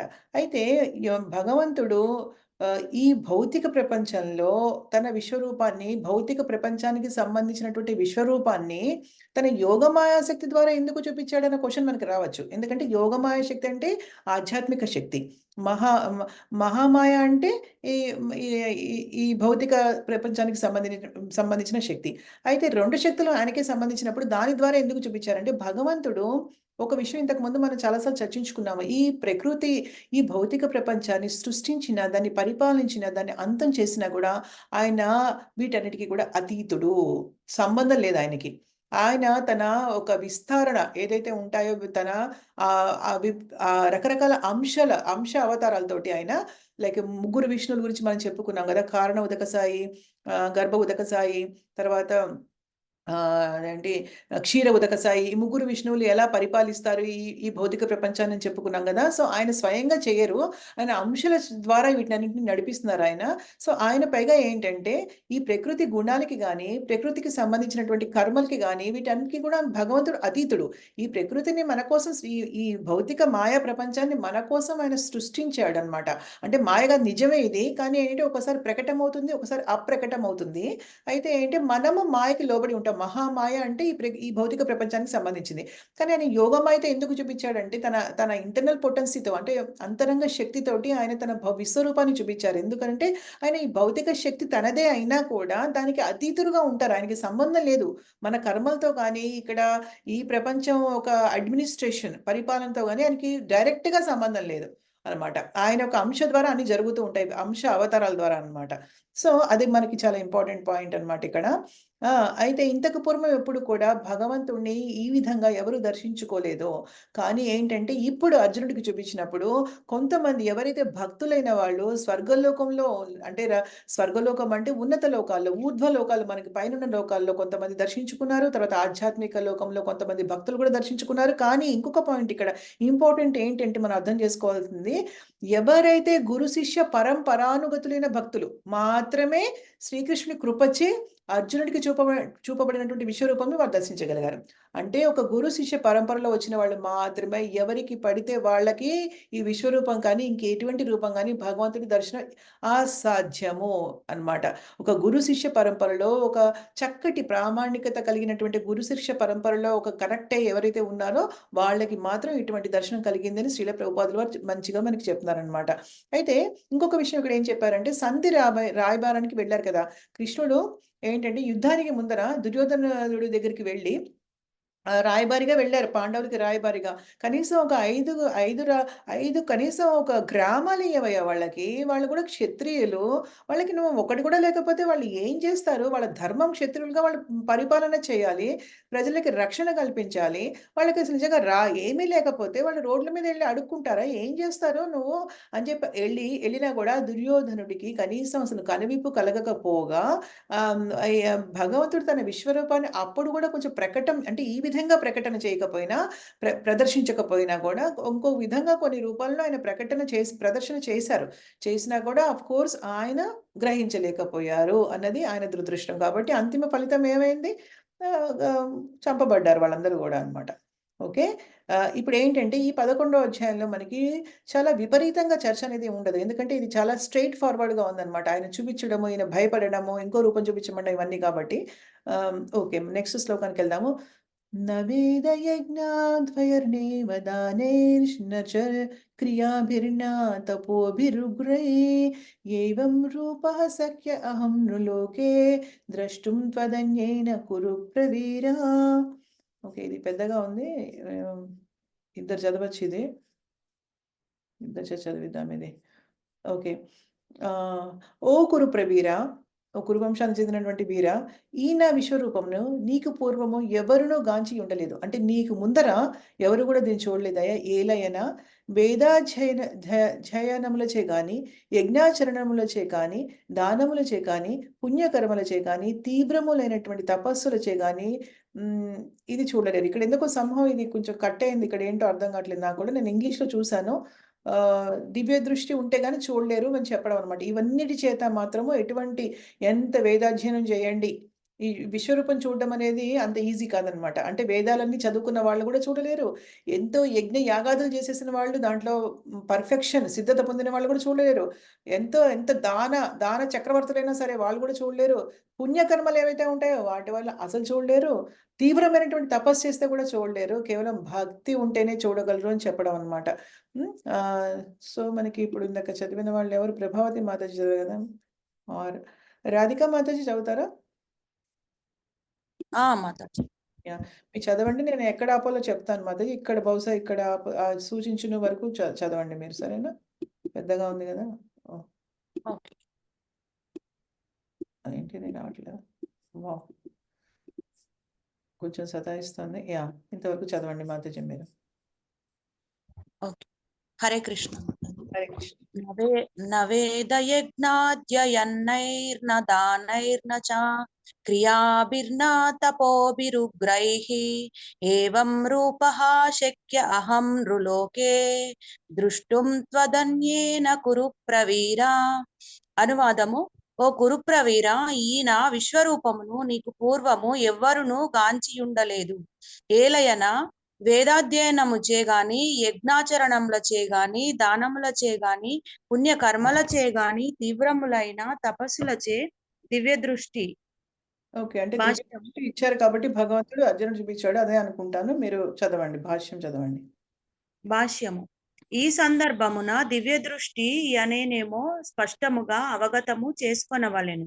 దివ్య దృష్టిని ఎవరు పొందగలరు? దివ్యమనగా దేవతలకు సంబంధించినది. మానవుడు దేవతల వలె దివ్యత్వమును సాధింపనిదో ఎవ్వరును దివ్య దృష్టిని పొందజాలరు. దేవతలనగా ఎవరు? పద్మపురాణమునందు విష్ణు భక్తులే దేవతలని చెప్పబడినది. విష్ణు భక్తః స్మృతో దైవః. విష్ణువునందు విశ్వాసము లేని నాస్తికులు కాని, శ్రీకృష్ణుని నిరాకార రూపమునే దేవాది దేవుడని భావించువారు కాని దివ్య దృష్టిని పొందలేరు. ఒక వంక శ్రీకృష్ణుని నిరసించుచునే మరో వంక దివ్య దృష్టిని పొందుట ఎవ్వరికిని సాధ్యము కాదు. దైవ పురుషులు కాకుండా ఎవ్వరును దివ్య దృష్టిని పొందజాలరు. అనగా కలవారే అర్జునుని వలె విశ్వరూపమును కాంచగలుగుదురు. మాతాజీ ఒక్క నిమిషం ఉండండి. ఎందుకంటే ఇది చర్చించిన తర్వాత నెక్స్ట్ పారాగ్రాఫ్‌కి వెళ్దాము. సరేనా? ఇక్కడ అనగా దివ్య దృష్టి కలవారే అర్జునుని వలె అని చెప్పడం అన్నమాట ఇక్కడ. కొంచెం అచ్చు తప్పులున్నాయి ఎందుకో ఇక్కడ. అయితే ఇక్కడ దివ్య దృష్టి గురించి చెప్తున్నారన్నమాట. ఎవరు దివ్య దృష్టిని పొందుతారో అందరికీ రాదు దివ్య దృష్టి. కేవలం ఇది దివ్యం అంటే ఏంటి? దివ్యమైనటువంటి దేవతలకి సంబంధించిన పదం అది నిజం చెప్పాలంటే. సో, మనం ఎప్పుడైతే దివ్యత్వాన్ని పొందుతామో అప్పుడు మాత్రమే మనం దివ్య దృష్టిని పొందగలుగుతాం అన్నమాట. దివ్య దృష్టి అంటే ఏంటంటే ఆధ్యాత్మిక దృష్టి అని అర్థం చేసుకుందాం. ఓకేనా? అంటే ఇప్పుడు మనకి భౌతిక దృష్టి ఉంది. భౌతిక చూపు మనకి అన్నమాట ఒక రకంగా చెప్పాలంటే. అది ఆధ్యాత్మిక విజన్ అనేది వేరుగా ఉంటుంది. ఆధ్యాత్మిక చూపు అనేది, ఆధ్యాత్మిక అవగాహన అనేది అది వేరుగా ఉంటుందన్నమాట. దివ్యమైనటువంటి దృష్టి అంటారు దాన్ని. సో, అది వేరుగా అది మనం దాంతోటి మనకన్నీ కనిపిస్తాయన్నమాట. మనం ఇక్కడున్నా గూడా మనం భగవంతుడిని మనం దర్శించి ఇప్పుడు సంజయుడున్నాడు మనకి ఉదాహరణ ఏంటి? సంజయుడికి దివ్య దృష్టి ఇవ్వబడింది. వాళ్ళ గురువుగారు నైన్ నైన్ గురువుగారైనటువంటి ఎవరు వ్యాసదేవులన్నమాట. అంటే ఈ యుద్ధ రంగంలో 10 రోజులు ఫస్ట్ ఉంటాడట సంజయుడు. తర్వాత ధృతరాష్ట్రుడి దగ్గరికెళ్తాడు. ఎందుకంటే ధృతరాష్ట్రుడు ప్యాలెస్‌లో ఉంటాడు భవనంలో కదా! ఆయన రాలేడు గుడ్డివాడు కదా! సో, అక్కడ ఉండి ధృతరాష్ట్రుడి యొక్క ప్రశ్నలన్నిటికి కూడా ఈయన ఆన్సర్ చెప్తూ ఉంటాడు గదా! అప్పుడు ఆయనకి దివ్య దృష్టి అనేది ఇవ్వబడింది కదా! అలాగనమాట. ఆ దివ్య దృష్టి వల్ల ఏంటంటే ఆయన ధృతరాష్ట్ర ప్యాలెస్‌లో ఉన్నా కూడా యుద్ధ భూమిలో ఏం జరుగుతుందో చూడగలుగుతున్నాడు. అది దివ్య దృష్టి. ఇప్పుడు మనం ఇక్కడున్నాము. మన పక్క రూమ్‌లో ఏం జరుగుతుందో మనకి కనిపించదు గదా! సో, మనకు అసలు దివ్య దృష్టి అనేది మనకి లేదు. ఎందుకంటే మనం ఈ రూమ్‌లో ఉంటే పక్క రూమ్‌లో ఎవరేం చేస్తున్నారో మనకు నిజంగా తెలీదు. సో, ఇక్కడేంటంటే అయితే దేవతలంటే ఎవరు? దేవతలకి దివ్య దృష్టి ఖచ్చితంగా ఉంటుంది. సో, మనం గూడా దేవతల్లాంటి దివ్యత్వాన్ని పొందితే మనకి కూడా దివ్య దృష్టి వస్తుంది అని శ్రీల ప్రభుపాదులు వారు చెప్తున్నారు. దేవతలంటే ఎవరనేది పద్మ పురాణంలో చెప్పారు. ఎందుకంటే విష్ణు విష్ణు విష్ణు భక్తులే దేవతలు. అంటే విష్ణువుని ఎవరైతే భగవంతుడిగా భావించి ఆరాధిస్తారో వాళ్ళు మాత్రమే దేవతలని చెప్తున్నారనమాట. కాపోతే భగవంతుడి యొక్క పట్ల ఆసక్తి లేని వాళ్ళు నిరాకార స్వరూపాన్ని నమ్మేవాళ్ళు. భగవంతుడికి ఆకారం లేదు అనే వాళ్ళకి మాత్రము దివ్య దృష్టిని పొందలేరు అని చెప్తున్నారనమాట. ఒక పక్కనేమో భగవంతుడికి రూపం లేదు, భగవంతుడికి గుణాలు లేవు అనుకుంటూ ఒక పక్కన దివ్య దృష్టిని ఏ విధంగా పొందుతారు? అలా పొందడం ఇంపాసిబుల్, అసాధ్యం అని చెప్తున్నారనమాట. ఎవరికైతే దివ్య దృష్టి ఉందో వాళ్ళు మాత్రమే కాంచగలుగుతారు ఇటువంటివి. యెస్ మాతాజీ ప్లీజ్ కంటిన్యూ చేయండి. భగవద్గీత విశ్వరూప వర్ణనను వర్ణించుచున్నది. అర్జునునకు పూర్వము ఎవ్వరికిని ఈ వర్ణనను గూర్చి తెలియకున్నను ఈ సంఘటన పిదుప ఎవరికైనను విశ్వరూపము అనగా ఏమిటో కొంత అభిప్రాయము ఏర్పడగలదు. వాస్తవముగా దైవత్వమును కలిగిన వారు భగవానుని అట్టి విశ్వరూపమును దర్శింపగలుగుదురు. శ్రీకృష్ణునికి శుద్ధ భక్తుడు కానిదే ఎవ్వరును అట్టి దైవ స్వభావమును పొందజాలరు. వాస్తవమునకు దైవ స్వభావము కలవారు మరియు దివ్య దృష్టిని కల భక్తులు భగవానుని విశ్వరూపమును దర్శించుటయందు ఆసక్తిని కనపరచరు. గత శ్లోకమునందు వర్ణింపబడినట్లు అర్జునుడు శ్రీకృష్ణ భగవానుని చతుర్భుజ నారాయణ రూపమును దర్శింపకోరెను. అతడు విశ్వరూపముచే నిజముగా భయమునకు గురయ్యెను. ఒక్క నిమిషం మాతాజీ. ఒక్క నిమిషం మళ్ళీ. సో, ఇక్కడ ఏమీ లేదు. మనం ఆల్రెడీ చర్చించిందేది ఏంటంటే, భగవంతుడి యొక్క విశ్వరూప వర్ణనని ఇక్కడ మనకి చెప్పారు కదా! ఈ 11వ అధ్యాయంలో. ఇంతకు పూర్వం ఎవరికీ తెలియకపోయినా, ఇప్పుడు ఈ విధంగా వర్ణించడం వల్ల, ఈ విధంగా అర్జునుడు అడగడం వల్ల, ఆయన చూపించడం వల్ల, చాలా మందికి అసలు విశ్వరూపం అంటే ఏంటో నాకు అభిప్రాయం అయితే కలుగుతుంది. అవగాహన వస్తుంది. ఒక అండర్‌స్టాండింగ్ వస్తుంది వాళ్ళకి. అయితే ఎవరైతే దైవత్వం ఉంటుందో వాళ్ళు మాత్రమే చూడగలరు ఖచ్చితంగా. కానీ ఒకటేంటంటే, ఎప్పుడు కూడా శుద్ధ భక్తులు భగవంతుడి యొక్క విశ్వరూపాన్ని చూడాలని మాత్రం అనుకోరనమాట. ఎందుకంటే వాళ్ళు భగవంతుడి యొక్క ఆహ్, హ్మ్, ఆహ్, ఏంటంటే నిజమైనటువంటి ఒరిజినల్ స్వరూపాన్ని చూద్దాం అనుకుంటారనమాట. ఆ! 2 చేతుల రూపాన్ని మాత్రమే చూడాలనుకుంటారనమాట వాళ్ళు. దాని మీదే వాళ్ళ ధ్యానం అది ఉంటుందనమాట. వాళ్ళు కానీ ఇటువంటి విశ్వరూపాలు అవన్నీ గూడా వాళ్ళెవరు చూడాలనుకోరు అనమాట. కానీ అర్జునుడు ఎందుకు అడిగాడంటే వేరే వాళ్ళకి ఎవరైతే నిరాకారవాదులు, బ్రహ్మవాదులు వీళ్ళందరూ ఉంటారో వాళ్ళకి కూడా భగవంతుడి పట్ల నాస్తికులు ఎస్పెషల్లీ నాస్తికులు ఎవరైతే ఉంటారో భగవంతుడి పట్ల నమ్మకం లేని వాళ్ళకి ఒక నమ్మకం కలిగించడానికి అడుగుతాడు. కానీ ఇప్పుడు ఆయన ఏమంటున్నాడంటే ఆయన కూడా ప్లీజ్ నీ చతుర్భుజ రూపం చూపించవయ్యా నాకు. నారాయణుడి రూపం చూపించవా? 4 చేతుల్లో శంఖ, చక్ర, గద, పద్మ పట్టుకున్న రూపాన్ని చూపించవా? అని అడుగుతున్నాడనమాట. రాధికా మాతాజీ కంటిన్యూ చేయండి ఇక్కడి వరకు. ఈ శ్లోకమున వేద యజ్ఞాధ్యయనైః వంటి కొన్ని ముఖ్యమైన పదములు గలవు. అవి వేదాధ్యాయమును యజ్ఞ నిర్వహణ విషయములను సూచించును. వేద అను పదము 4 వేదములు అనగా ఋగ్, యజు, సామ, అథర్వములు, అష్టాదశ పురాణములు, ఉపనిషత్తులు మరియు వేదాంత సూత్రములు వంటి వివిధ వైదిక గ్రంథములను సూచించును. వాటిని గృహమునందు కాని ఇతర ప్రదేశములందు కాని మానవుడు అధ్యయనము చేయవచ్చును. అట్లే యజ్ఞాచారణ విధానమును అధ్యయనము చేయుట కొరకు కల్పసూత్రములను మరియు మీమాంస సూత్రముల వంటి సూత్రములు గలవు. దానైహి అను పదము భగవానుని దివ్యమైన ప్రేమయుక్త సేవయందు నెలకొనినట్టే బ్రాహ్మణులకును మరియు వైష్ణవులకును చేయు దానమును సూచించును. యాహ్! హరే మాతాజీ. కృష్ణ. హరే కృష్ణ మాతాజీ. Thank you so much. Yeah! అంటే వేదాధ్యయనం గురించి చెప్పారు ప్రస్తుతానికి దీంట్లో అసలు. సో, మనం ఇవన్నీ ఇవన్నీ ఎవరికంటే ఇంకా భక్తియుక్త సేవలో లేని వాళ్ళకి దీని గురించి చెప్తున్నారు ఊరికే అన్నమాట. ఏంటంటే 4 వేదాలున్నాయి. ఋగ్వేదము, యజుర్వేదము, సామవేదము, అధర్వణ వేదము, అష్టాదశ పురాణాలున్నాయి. ఆ! తర్వాత అష్టాదశ అంటే 18 పురాణాలున్నాయి. ఉపనిషత్తులు 108 ఉపనిషత్తులున్నాయి. వేదాంత సూత్రాలున్నాయి. ఇవన్నీ వైదిక గ్రంథాలున్నాయి. వేద, యజ్ఞ, అధ్యయన అని ఇక్కడ అన్నారు కదా మనకి. అంటే ఇవన్నీ చేసినా కూడా భగవంతుడిని మనం యాక్చువల్‌గా తృప్తి పరచలేము. భక్తి అనేది చాలా ఇంపార్టెంట్. ఇవన్నీ చేసినా కూడాని మనం ఆల్రెడీ అనువాదంలో ఇప్పుడు చదువుకున్నాం కదా! హ్మ్. ఇవన్నీ కూడా గృహానంది గాని ఎక్కడైనా ఉండి చేయొచ్చు. అలాగే ఏంటంటే ఇవన్నీ కూడా దానయ్య అనే పదము భగవాను ఆహ్, యొక్క దివ్యమైన ప్రేమయుక్త సేవ నెలకొనండి బ్రాహ్మణులకు అంటే దానం అంటే ఎవరికి పడితే వాళ్ళకి దానం ఇవ్వకూడదని అర్థం అన్నమాట. కేవలం ఎవరికివ్వాలంటే వి బ్రాహ్మణులకు, వైష్ణవులకు చేయదాన్ని సూచిస్తుంది. వైష్ణవులు అంటే విష్ణు భక్తులు. భక్తులకి ఎప్పుడు దానం చేయాలి గానీ మనము వేరే వాళ్ళకి అనవసరమైనటువంటి దానం చేయకూడదు అని చెప్తున్నారు. సో, శ్రీల ప్రభుపాదులు ఇంకా ఏం చెప్తున్నారో చూద్దాం ఇప్పుడు. రాధికా మాతాజీ తర్వాత రాజేశ్వరి మాతాజీ. హరే కృష్ణ మాతాజీ. హరే కృష్ణ. మీరొకసారి ఈ శ్లోకం అనువాదం చదవండి. మీరక్కడి నుంచి మళ్ళీ చదువుదురు. ఓకే మాతాజీ.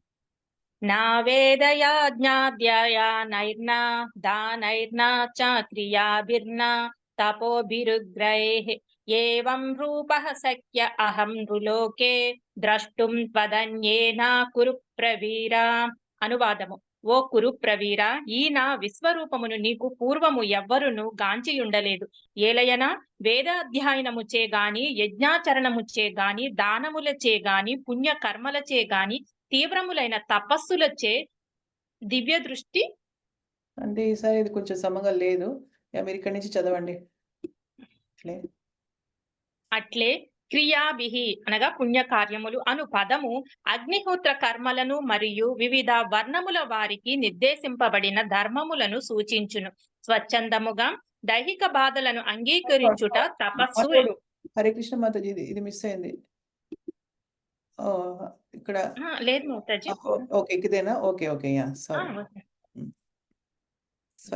స్వచ్ఛందముగా దైహిక బాధలను అంగీకరించుట తపస్సు అనబడును. మానవుడు ఇట్టి తపస్సు దానములను చేసినను, వేదాధ్యయనము వంటి వానిని నిర్వహించినను అర్జునుని వలె భక్తుడు కానిచో విశ్వరూపమును దర్శింపలేరు. నిరాకారవాదులు కూడా తాము భగవానుని విశ్వరూపమును దర్శించుచున్నట్లుగా ఊహించుకొనుచుందురు. కానీ నిరాకారవాదులు భక్తులు కారని భగవద్గీత ద్వారా మనకు తెలియచున్నది. కనుకనే వారు భగవానుని విశ్వరూపమును దర్శింపలేరు. సాధారణ మానవులే. మాతాజీ ఒక్క ఓకే నిమిషం ఇది ఒకసారి మనం ఇక్కడ చేద్దాము. ఇక్కడ చదివారు కదా! ఒకసారి చర్చ చేద్దాం. ఏమీ లేదు ఇప్పుడు మనకి ఇక్కడ అనువాదంలో ఇక్కడ చెప్పారు కదా! వేదాధ్యయనము, యజ్ఞాచరణము, దానము, పుణ్యకర్మలు, తీవ్రమైన తపస్సు దాని గురించి కొంచెం ఇక్కడ చర్చ చేస్తున్నారనమాట. ఎవరంటే శ్రీల ప్రభుపాదుల వారు. సో, ఇంతకుముందు ఇప్పుడు మనం చెప్పుకున్న వేదాంత సూత్రాల గురించి 4 వేదాల గురించి వాటన్నిటికి దానం అంటే ఏంటి వైష్ణవులకి చేయాలని, అలాగే పుణ్య కార్యాలంటే ఏంటన్నది ఇక్కడ ఇప్పుడు రాజేశ్వరి మాతాజీ చదివిన దాంట్లో చెప్తున్నారు. క్రియాభిహి అంటే పుణ్య కార్యములు చేయడము, అగ్నిహోత్రాలు అలావన్నీ చేయడం అన్నమాట. వివిధ వర్ణముల వారు. ఎందుకంటే వర్ణముల వారంటే మనం ఒక వర్ణం కాదు కదా! మనకి వర్ణాశ్రమ సిస్టమ్‌లో మనకి పద్ధతిలో బ్రాహ్మణ, క్షత్రియ, వైశ్య, శూద్ర ఉన్నారు కాబట్టి అలా వివిధ వర్ణముల వారికి ఏదైతే నిర్దేశించబడ్డాయో అవన్నీ పుణ్యకార్యాలు చేయడం అన్నమాట. ధర్మపరంగా చేయడము. తర్వాత తపస్సు అంటే ఏంటి నెక్స్ట్ చెప్పారు. మనం తీవ్రమైన తపస్సు అని చెప్పి మనకి అనువాదంలో చదివాం కదా! తపస్సు అంటే ఏంటంటే ఏదో ఒక నియమం ఇప్పుడు ఏంటంటే దైహిక బాధలను అంగీకరించుట తపస్సు స్వచ్ఛందంగా. అంటే మనకి కొన్ని నియమాలు పెట్టుకోవడం మనం. అంటే మనకు తెలుసు కదా! ఏకాదశికి ఇప్పుడు పద్మజ మాతాజీ స్టార్ట్ చేశారు ఏకాదశి చేయడం. ఏకాదశికి ఏంటంటే అంతే. మనం తినేవన్నీ వదిలేసి ఆ రోజు ముఖ్యంగా పళ్ళు, పాలు తర్వాత నట్స్‌ని తెలుగులో ఏమంటారో నాకు తెలీదు. మామూలుగా అదే పీనట్స్, బాదం పప్పులు, జీడిపప్పులు అవన్నీ ఏవో తిని అలాగా ఎండు ఎండు ఎండు డ్రై ఫ్రూట్స్ ఇవన్నీ తిని మనకి కొంచెం శరీరానికి కొంచెం ఇన్‌కన్వీనియన్స్ అసౌకర్యం కలగజేయడం ఉద్దేశపూర్వకంగా. ఎందుకంటే భగవంతుడి సంతోషం కోసం. ఎంత ఇంపార్టెంట్ అది. అలాంటివి చేయడం అనమాట. ఇవి నిజమే. అంటే ఎప్పుడు పడితే అప్పుడు నేను సోమవారం ఈ దేవుడికి చేస్తాను, మంగళవారం ఆ దేవుడికి, బుధవారం ఈ దేవుడికి, గురువారం ఇంకో దేవుడికి. అది కాదు, అలా కాదు అలాగా. కరెక్ట్‌గా ఒక పద్ధతి, ఒక సంప్రదాయానికి కరెక్ట్‌గా కనెక్ట్ అయ్యి చెప్పినట్టు ఫాలో అవ్వడం. అది ఏకాదశికి అన్నిటికంటే ఏంటి, ఏకాదశికి చేయడం ఉత్తమమైనటువంటి విషయం అన్నమాట. ఇప్పుడు మనము సోమవారం శివుడికి, మంగళవారం ఇంకోళ్ళకి, మంగళవారం ఆంజనేయ స్వామికి, బుధవారం ఏమో ఇంకొకళ్ళకి, గురువారం ఏమో షిరిడి సాయిబాబాకి, శుక్రవారం ఏమో అమ్మవారికి, శనివారం ఏమో వెంకటేశ్వర స్వామికి, ఆదివారం సూర్యదేవుడికి, ఇలా చేసుకుంటూ వెళ్ళామనుకోండి, దేవుళ్ళు కూడా చాలా కన్‌ఫ్యూజ్ అయిపోతారనమాట. అంటే ఎవరు ఇప్పుడు ఏదైనా ప్రాబ్లమ్ వచ్చినా, ఏదైనా వచ్చినా నిన్ను కూడా పూజిస్తుంది కాబట్టి నువ్వు చూసుకుంటే నువ్వు చూసుకో, నువ్వు చూసుకుంటే నువ్వు చూసుకో అంటారు. అటువంటి సిట్యుయేషన్ వస్తుందనమాట. సో ఏంటంటే అవన్నీ కాకుండా మనము కరెక్ట్‌గా ఫాలో అవ్వాలనమాట. అంటే ఇప్పుడు మనం ఈ 6 రోజులు 6 రకాల దేవుళ్ళకి చేసినా కూడా ఏదో ఉద్దేశం ప్రకారం చేస్తాం. దాని వెనకాల ఏదో సాధించాలని ఉంటుంది. వాళ్ళ దగ్గర నుంచి ఏదో కావాలి మనకి. ఇప్పుడు ఆదిత్య హృదయం చదివామంటే ఆరోగ్యం కావాలి మనకి. అలా కాదు, ఒక అండర్‌స్టాండింగ్‌తో చేయొచ్చు. ఏ దేవుడినైనా పూజించొచ్చు. కానీ సరైనటువంటి అవగాహనతో చేయాలన్నమాట. ఓకే. నిజంగా ఇప్పుడు సూర్యదేవుడిని గనక మనం ఆదిత్య హృదయం చదివామనుకోండి, చాలామంది చదువుతారు ఆదిత్య హృదయం. చాలా బావుంటుంది కూడా. నాకు కూడా చాలా ఇష్టం. అయితే చదివినప్పుడు సూర్యదేవుడు నాకు ఆరోగ్యం ఇవ్వాలనే ఒక దుర్బుద్ధితో కాకుండా, అంటే వెనకాల ఒక ఇంటెన్షన్, చాలా ఉద్దేశం ఏదన్నది చాలా ఇంపార్టెంట్ కాబట్టి, అది మనం చేసినా కూడా స్వామి నిజంగా ఈరోజు నీ వల్ల మాకు వెలుతురొస్తోంది. నువ్వు భగవంతుడికి ఎంతో ఇష్టమైన భక్తుడివి నువ్వు. నీ వల్ల మాకు నిజంగా ఈ వెలుతురనేది ఇస్తున్నావు. ప్రతిరోజు నువ్వే లేకపోతే అంధకారంలో ఉంటాము. థాంక్ యూ సో మచ్ అని చెప్పుకోవాలనమాట. అది అలా ఇప్పుడు ఏంటంటే మనం ఎవరికి అలా ఉపవాసాలు ప్రతిరోజు ఎవరో ఒకళ్ళ దేవుడికి చేసే బదులు ఏకాదశి రోజు చేస్తే అది అత్యంత ఇష్టమైనటువంటి రోజు విష్ణువుడికి కాబట్టి, అది మనకి చాలా ఆధ్యాత్మిక బెనిఫిట్ వస్తది. ఇవన్నీ పుణ్యకార్యాలనమాట. వేరే దేవుళ్ళకి చేసినప్పుడు మనం అన్ని పుణ్యకార్యాలు చేస్తే పుణ్యం వస్తుంది. దానివల్ల మళ్ళీ జన్మ వస్తుంది.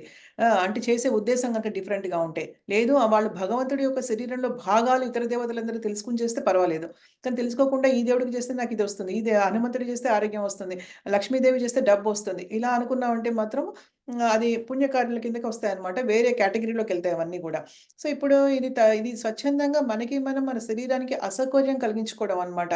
ఏకాదశికి మనం ఉపవాసం ఉండడం అంటే ఆ రోజు స్వచ్ఛందంగా ఒక నియమం పాటించడం. దానివల్ల ఏమవుతుందంటే విష్ణువుకి చాలా ప్రీతి కలుగుతుంది. దానివల్ల మనకి ఆధ్యాత్మిక లాభం అనేది ఆహ్, చేకూరుతుంది. దానివల్ల మనం యాక్చువల్‌గా ఆధ్యాత్మిక ప్రపంచానికి వెళ్ళడానికి మార్గం సుగమమవుతుంది. ఎవరైనా తెలివిగల వాళ్ళంటూ ఈ ప్రపంచంలో ఉంటే గనక తెలివైనటువంటి పని చేయాలి. అజ్ఞానంతోటి పనులు చేయకూడదు. మనని ఏదైతే భగవంతుడు ధామానికి వెళ్ళడానికి మనకి సహకరిస్తుందో అటువంటి వాటిని మనం అంగీకరించాలి. లేని వాటిని మనము వదిలిపెట్టాలనమాట. సో, ఇక్కడ తపస్సు అయితే ఇటు తపస్సులు, దానాలు చేసినను, ఏవైనా వేదాధ్యయనం చేసినా గూడా అర్జునుడిలాగా భక్తుడు కాకపోతే విశ్వరూపాన్ని మాత్రం దర్శించలేరు. ఎందుకంటే ఇప్పుడు మనం చర్చించుకున్నట్టుగా చేయకపోతే మన ఇష్టపూర్వకంగా, మన ఇష్ట ప్రకారము అంటే హ్మ్, ఈ ఈ ఎలా పడితే అలా చేసుకుంటూ ఎళ్ళిపోతే గనక భక్తి రాదు గదా! దానివల్ల మనకు ఒరిగే ఉపయోగం ఏమీ లేదనమాట. సో, ఇప్పుడు వీటన్నిటి చేయడము ఇంపార్టెంట్ కాదు. భక్తి అనేది చాలా ఇంపార్టెంట్ అని జెప్తున్నారనమాట. ఆ! నిరాకారవాదులు ఎవరైతే ఉంటారో, భగవంతుడికి రూపం లేదని నమ్మేవాళ్ళు ఎవరైతే ఉంటారో, భగవంతుడికి ఇంత మంచి అద్భుతమైన రూపం ఉంటే, ఇన్ని రూపాల్లో ఆయన ప్రకటమవుతుంటే కూడా ఇంకా నమ్మకం లేని వాళ్ళు, భగవంతుడికి రూపం లేదు అనుకునే వాళ్ళు ఎవరైతే ఉంటారో, వాళ్ళు కూడా విశ్వరూపాన్ని దర్శించుకున్నట్టుగా ఊహించుకుంటూ ఉంటారట వాళ్ళు అని శ్రీల ప్రభుపాదుల వాళ్ళు చెప్తున్నారు. నేనిది ఒక్కటి కూడా సొంతంగా చెప్పట్లే. అంతా కూడా విన్నదే. చదివింది విన్నదే అన్నమాట. కానీ వాళ్ళెవరు భక్తులు గాదు కాబట్టి, వాళ్ళకెవరికీ నిజమైనటువంటి దర్శనం మాత్రం అవ్వదు. వాళ్ళు ఊహించుకుంటూ ఉంటారు అని శ్రీల ప్రభుపాదులు చెప్తున్నారనమాట. కాబట్టి వాళ్ళు భగవాన్ విశ్వరూపాన్ని మాత్రం దర్శించలేరు. యెస్ మాతాజీ. రాజేశ్వరి మాతాజీ. ఓకే. సాధారణ మానవులే వారు అవతారమనుచు సత్య విరుద్ధముగా ప్రచారము చేయుచు అవతారములను సృష్టించు వ్యక్తులు అనేకులు కలరు. కానీ వాస్తవమునకు ఇది అంతయు మూర్ఖత్వమే. కనుకనే భగవద్గీత సిద్ధాంతములను మనము తప్పక అనుసరించవలెను. అట్లు చేయనిచో సంపూర్ణమైన ఆధ్యాత్మిక జ్ఞానమును పొందుట సాధ్యము కాదు. భగవద్విజ్ఞాన అధ్యయనమునందు భగవద్గీత ప్రాథమిక గ్రంథముగా పరిగణింపబడినను అది సంపూర్ణ మగుటచే ఈ శాస్త్రము ఏది ఎట్టిదో విచక్షణ చేయగలిగిన జ్ఞానమును మానవునకు కలిగింపగలదు. మిథ్యావతారములను అనుసరించు వారు కూడా తాము భగవానుని దివ్యావతారములైన విశ్వరూపమును దర్శించితిమని చెప్పినను అది ఎన్నటికిని ఆమోదయోగ్యము కాదు. ఎందుకనగా శ్రీకృష్ణ భగవానునికి భక్తులు కానిదే ఎవ్వరును దేవాది దేవుని ఆ విశ్వరూపమును దర్శింపజాలరని ఇక్కడ స్పష్టముగా చెప్పబడినది. కనుకనే మానవుడు మొట్టమొదట శ్రీకృష్ణునికి శుద్ధ భక్తుడు కావలెను. అప్పుడే వారు తాము దర్శించిన అట్టి విశ్వరూపమును చూపగలుగుదునని ప్రకటింపవచ్చును. కృష్ణ భక్తులు ఎన్నడూను అసత్యావతారములను గాని అసత్యావతారములను అనుసరించు అనుచరులను గాని అంగీకరింపజాలరు. హరే కృష్ణ మాతాజీ. హరే కృష్ణ. జై.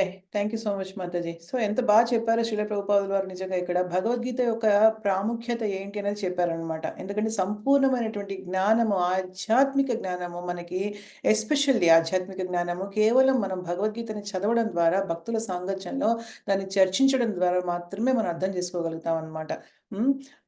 సో, కొంతమంది ఏంటంటే నిరాకారవాదులే కాదు, సామాన్య మానవుల్ని దేవతలుగా భావించే వాళ్ళు కూడా ఉన్నారు. పాపము అజ్ఞానులనమాట వాళ్ళు. ఎలాగవుతారు? ఇదంతా వాళ్ళ మూర్ఖత్వం అని శ్రీల ప్రభుపాదుల వారు చెప్తున్నారనమాట. ఎప్పుడు కూడా ఏంటంటే భగవంతుడి యొక్క శుద్ధ భక్తి ఉంటేనే మనము భగవంతుడిని గాని, ఆయన రూపాన్ని కానీ, ఆయన గుణాల్ని గాని, ఆయన లీలల్ని గాని మనం అర్థం చేసుకోగలుగుతాం. అంటే శుద్ధ భక్తి మనం ముందరి రావాలని కాదు. కానీ అట్‌లీస్ట్ శుద్ధ భక్తి పద్ధతి ప్రాసెస్‌లో మనం నడుచుకోవడం మొదలుపెట్టినప్పటి నుంచి మనకి భగవంతుడు అర్థం అవ్వడం మనకి మొదలెడతాడనమాట. అంతేగాని ఏవో మిథ్య రూపాలన్నిటిని, మాయా రూపాలన్నిటిని మనము అనుసరిస్తే కాదు అని చెప్తున్నారనమాట. ఎప్పుడైనా భక్తులు మాత్రం ఎప్పుడు కూడా ఇటువంటి అసత్య అవతారాల్ని గాని, అలా అసత్య అవతారాల్ని ఫాలో అయ్యే వాళ్ళని గాని వాళ్ళెప్పుడు కూడా అంగీకరించరు. వాళ్ళు తెలివిగా ఉంటారు చాలా అన్నమాట. వాళ్ళు శాస్త్ర ప్రకారమే ఎళ్తారు ఎప్పుడు కూడా. భగవద్గీతని చాలా చక్కగా అర్థం చేసుకొని దాన్ని ఒక సూచనల్ని భగవంతుడు స్వయంగా ఇచ్చినటువంటి సూచనల్ని తప్పకుండా అర్థం చేసుకొని దాని ప్రకారం నడుస్తారు అని శ్రీల ప్రభుపాదుల వారు మనకి చెప్తున్నారనమాట. భగవద్గీత సిద్ధాంతాల్ని మనం ఎప్పుడు కూడా ఫాలో అవ్వాలని చెప్తున్నారనమాట. నెక్స్ట్ 49 మాతే వ్యధామా చ విమూఢభావో దృష్ట్వా రూపం ఘోరమిదమిదృజ్మమేదం వ్యపేతభిః ప్రీతమనః పునస్త్వం తదేవ మే రూపం ఇదం ప్రపశ్య. నా ఈ భయంకరమైనటువంటి రూపంను చూచి నీవు భ్రాంతుడవును, కలత నొందినవాడను అయితివి. అది అంతయు ఇప్పుడు అవతరించునుగాక. నన్ను చూసి చాలా భయపడిపోయావయ్యా నువ్వు, చాలా భ్రాంతికి గురయ్యావు. ఇప్పుడు అదంతా కూడా పోవుగాక అని ఆయన బ్లెస్సింగ్ ఆశీర్వచనం ఇస్తున్నాడు. ఓ భక్తుడైనటువంటి అర్జున, అన్ని కలతల నుండి విముక్తుడవుగాము. ఇప్పుడు నువ్వు నీ కలతలన్నీ మర్చిపోయాక నీవు కోరినటువంటి ప్రశాంత మనసుతో, నీవు కోరిన రూపమును అంటే చతుర్భుజ రూపాన్ని ప్రశాంత మనసుతో ఇప్పుడు చూడవయ్యా నువ్వు అని వరం ఇస్తున్నాడు అనమాట ఆయన. ఓకే, నెక్స్ట్ మనకి రత్నమాల మాతాజీ మీరు చదువుతారా? హరే కృష్ణ మాత.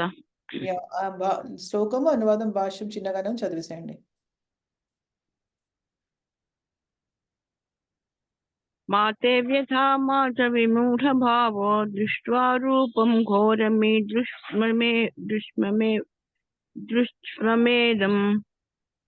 వ్యపేతభిః ప్రీతమనః పునస్త్వం తదేవ మే రూపమిదం ప్రపశ్య.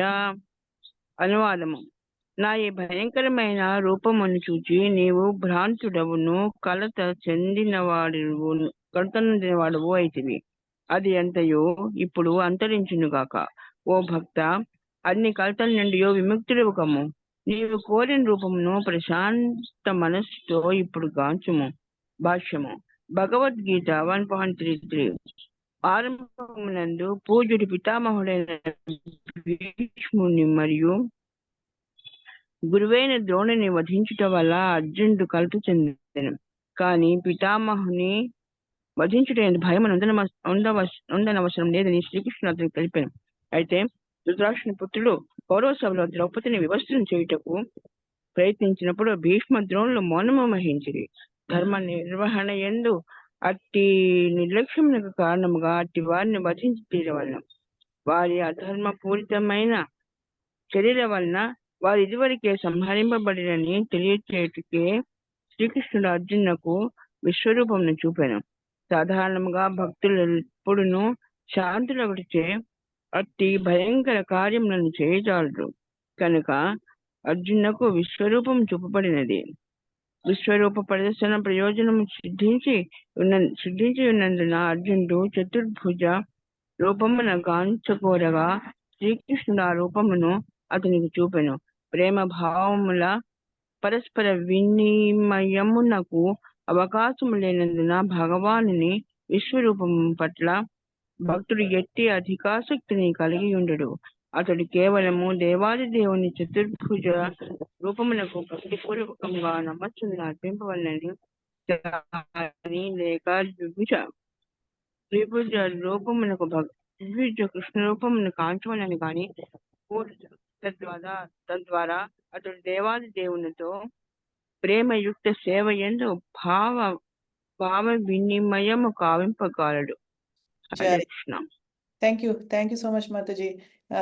ఎంత బాగా చెప్తున్నారంటే ఇక్కడ మనం ఆల్రెడీ చర్చించింది ఏంటి, అఫ్ కోర్స్. కాకపోతే ఏంటంటే భగవద్గీతలో ఫస్ట్ మనకు తెలుసు కదా, మొదటి అధ్యాయంలో అర్జునుడు చాలా కలత చెంది ఉంటాడు. ఎందుకంటే తన పితామహుడైనటువంటి భీష్ముడిని, గురువైన ద్రోణుణ్ణి ఎలా వధించాలి అని చెప్పేసి కదా, చాలా భయపడ్డాడు. కానీ అసలు అలా భయపడాల్సిన అవసరం కూడా లేదు. ఎందుకంటే ద్రౌపది నిండు సభలో మనందరికీ తెలిసింది ఇదంతా మహాభారతము. ద్రౌపదిని నిండు సభలో దుర్యోధనుడు అవమానపరుస్తున్నప్పుడు ద్రోణుడు ఉన్నాడు, భీష్మ పితామహ ఉన్నాడు, ద్రోణుడు అందరూ ఉన్నారు కదా, కానీ ఎవరు కూడా ఆపలేదు. సో ఆ కారణానికి నిజం చెప్పాలంటే అర్జునుడు అది మనసులో పెట్టుకుని వాళ్ళని ఈజీగా చంపచ్చు. కానీ అర్జునుడు ఏంటంటే చాలా వాడు ఎందుకంటే అధర్మపూరితంగా ఉన్నారు. అధర్మంతో కూడుకున్నటువంటి దుర్యోధనుడి వైపు ఉండడమే కాకుండా ఆ రోజు నిజంగా నిండు సభలో ద్రౌపదిని అవమానపరుస్తున్నప్పుడు కూడా కనీసం ముందుకు రాలేదు రక్షించడానికి. మరి ఎవరికైనా ఎంత బాధగా ఉంటుంది. పంచపాండవులు అక్కడే ఉన్నారు, భర్తలు, 5గురి ద్రౌపది భర్తలు, వాళ్ళు కూడా ఏం చేయలేపారు. ఎందుకంటే యుధిష్ఠిర మహారాజుని ఆజ్ఞ లేనిదే వాళ్ళు ఏమీ చేయలేరు. సో అందరూ అలా ఉన్నారు. అప్పుడు ఒకళ్ళు కూడా నిజంగా నిండు సభలో ఆవిడ వస్త్రాపహరణ జరిగినప్పుడు ఎవరు ఏం చేయలేకపోయారనమాట. ఎందుకంటే యుధిష్ఠిర మహారాజు ఓడిపోయారు కదా జూదంలో. సో ఆయన ఆనుజ్ఞ లేకుండానే ఆయన అన్నింటినీ ఇచ్చేశారు వాళ్ళకి. సో ఏం చేయలేకపోయారు. సో దానికి కారణం కూడా చంపొచ్చు. కానీ అర్జునుడు నిజంగా ఎంత ఉన్నతుడంటే అవన్నీ మనసులో పెట్టుకోలేదు. మనం ఏదన్నా కొంచెం ఉంటే ఈ భౌతిక ప్రపంచంలో వాళ్ళ మీద పెట్టుకుంటాం. కానీ అలా కాదు భగవంతుడు అక్కడ. అదే అర్జునుడు అలా కాదు. పాండవులందరూ భక్తులు కదా, వాళ్ళకి అటువంటి పగ ద్వేషాలు ఏమి ఉండవు. కానీ భగవంతుడు అప్పుడు ఏంటంటే చూపించాడనమాట. ఒక్క నిమిషము. భగవంతుడు తన విశ్వరూపాన్ని అందుకే అర్జునుడికి చూపించాడనమాట. ఇదంతా యుద్ధం ముందరే కదా. సో ధైర్యం చెప్పడానికి వాళ్ళందరూ ఆల్రెడీ అధర్మపరంగా ప్రవర్తించారు. దుర్యోధనుడు వైపు ఉన్నారు కాబట్టి వాళ్ళని ఆల్రెడీ నేను చంపేశాను అని దీంట్లో చూపించారు. మనం ఇందాక పచ్చడి చేయడం ఆయన పళ్ళ మధ్య మనం చూసాం కదా. సో అలాగనమాట. భక్తులన్న వాళ్ళు ఎప్పుడు కూడా ఇటువంటి భయంకర కార్యాలు ఎప్పుడు చేయలేరు అని శ్రీల ప్రభుపాదులు వారు చెప్తున్నారనమాట, చంపడం లాంటివి. కానీ అర్జునుడికి అందుకే విశ్వరూపం చూపించి విశ్వరూపంలో అన్ని డౌట్స్ క్లారిఫై చేశాడు భగవంతుడు. దేనికైనా ఒక పర్పస్, ఒక ఉద్దేశం ఉంటుంది కదా. విశ్వరూపంలో ఆయన ప్రతి ఒక్కళ్ళు చనిపోవడం ఆల్రెడీ ముందరే అర్జునుడికి చూపించాడు కాబట్టి అర్జునుడికి కొంచెం మనస్సుకి శాంతి కలిగిందనమాట. అంటే ఇది నేను చంపట్లేదు, ఆల్రెడీ వీళ్ళందరూ కృష్ణుడి ప్రకారం, దేవాది దేవుడు అయినటువంటి కృష్ణుడి కోరిక ప్రకారం ఆల్రెడీ మరణించారు అందరూ అని ఆయనకు అర్థమైందనమాట. కాబట్టి విశ్వరూపం అర్జునుడికి అందుకే చూపించారని చెప్తున్నారు. దాని ప్రయోజనం సిద్ధించింది ఇప్పుడు అని చెప్తున్నారు శ్రీల ప్రభుపాదులు వారు. ఏంటి ప్రయోజనం, అసలు ఎందుకు చూపించారు అర్జునుడికి?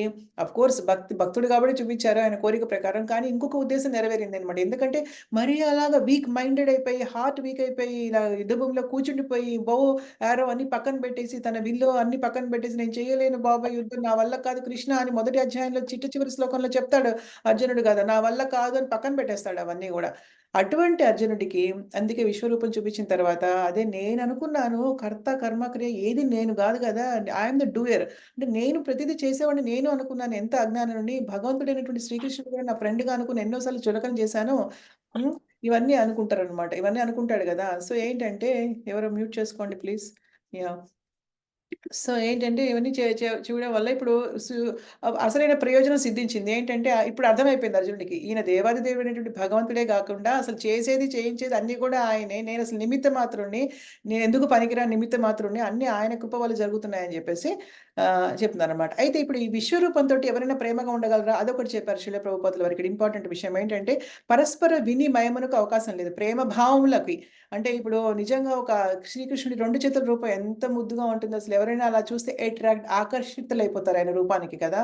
ఆయన ఎంత అద్భుతమైనటువంటి రూపం అంటే, ఆ 2 చేతుల రూపం ఇలా వేణుగణ పట్టుకుని ఆయన ఇలాగ ఒక త్రిభంగ ఆకారంలో, అంటే 3 వంపులు ఉంటాయి ఆయన శరీరంలో, అలా నించుకుని చెప్పలేను అసలు ఆయన అందరూ నిజంగా. అసలు అది చూస్తే ఎవరికైనా అట్రాక్షన్ అనేది కలుగుతుంది కదా. కానీ ఈ విశ్వరూపాన్ని చూస్తే ఎవరికైనా అట్రాక్షన్ కలుగుతుందా?